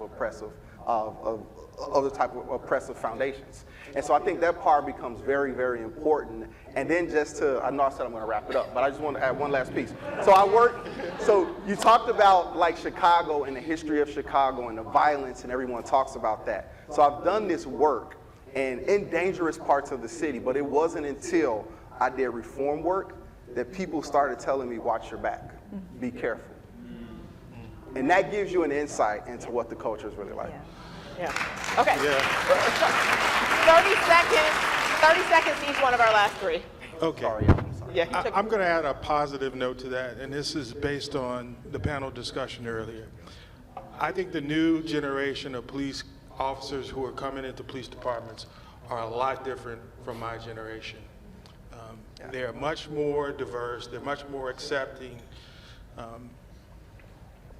And I'll give you an example of that.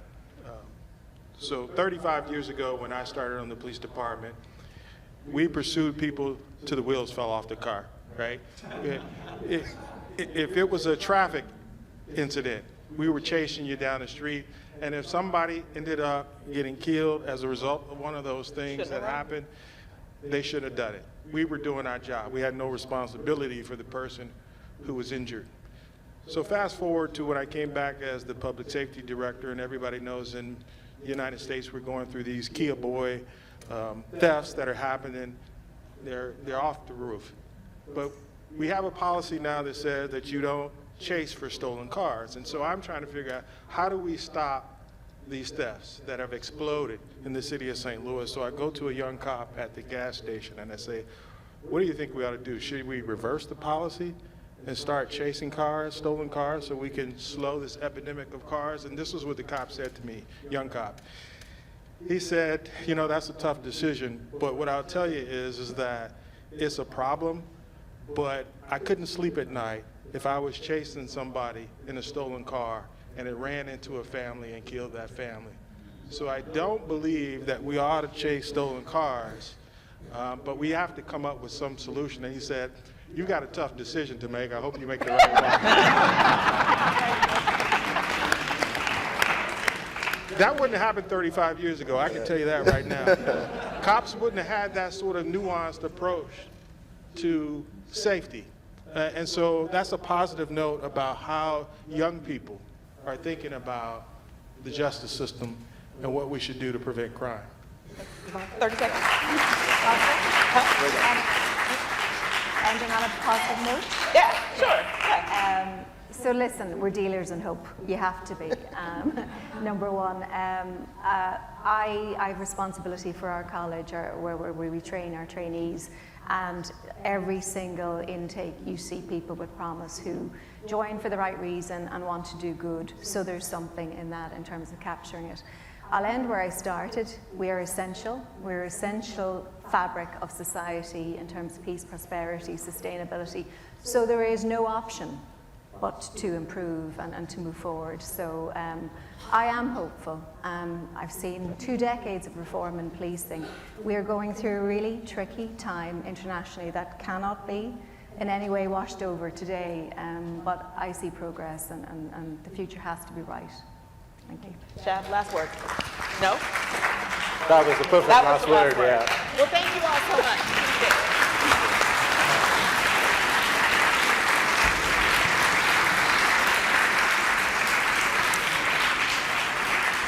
We squeezed that last bit of time out of this panel, but that means you have to move expeditiously to your next appointment. Women's leadership, the next chapter, is right here in the Venetian room. Cybersecurity, counteroffensives in today's global war, is in the Fountain Room.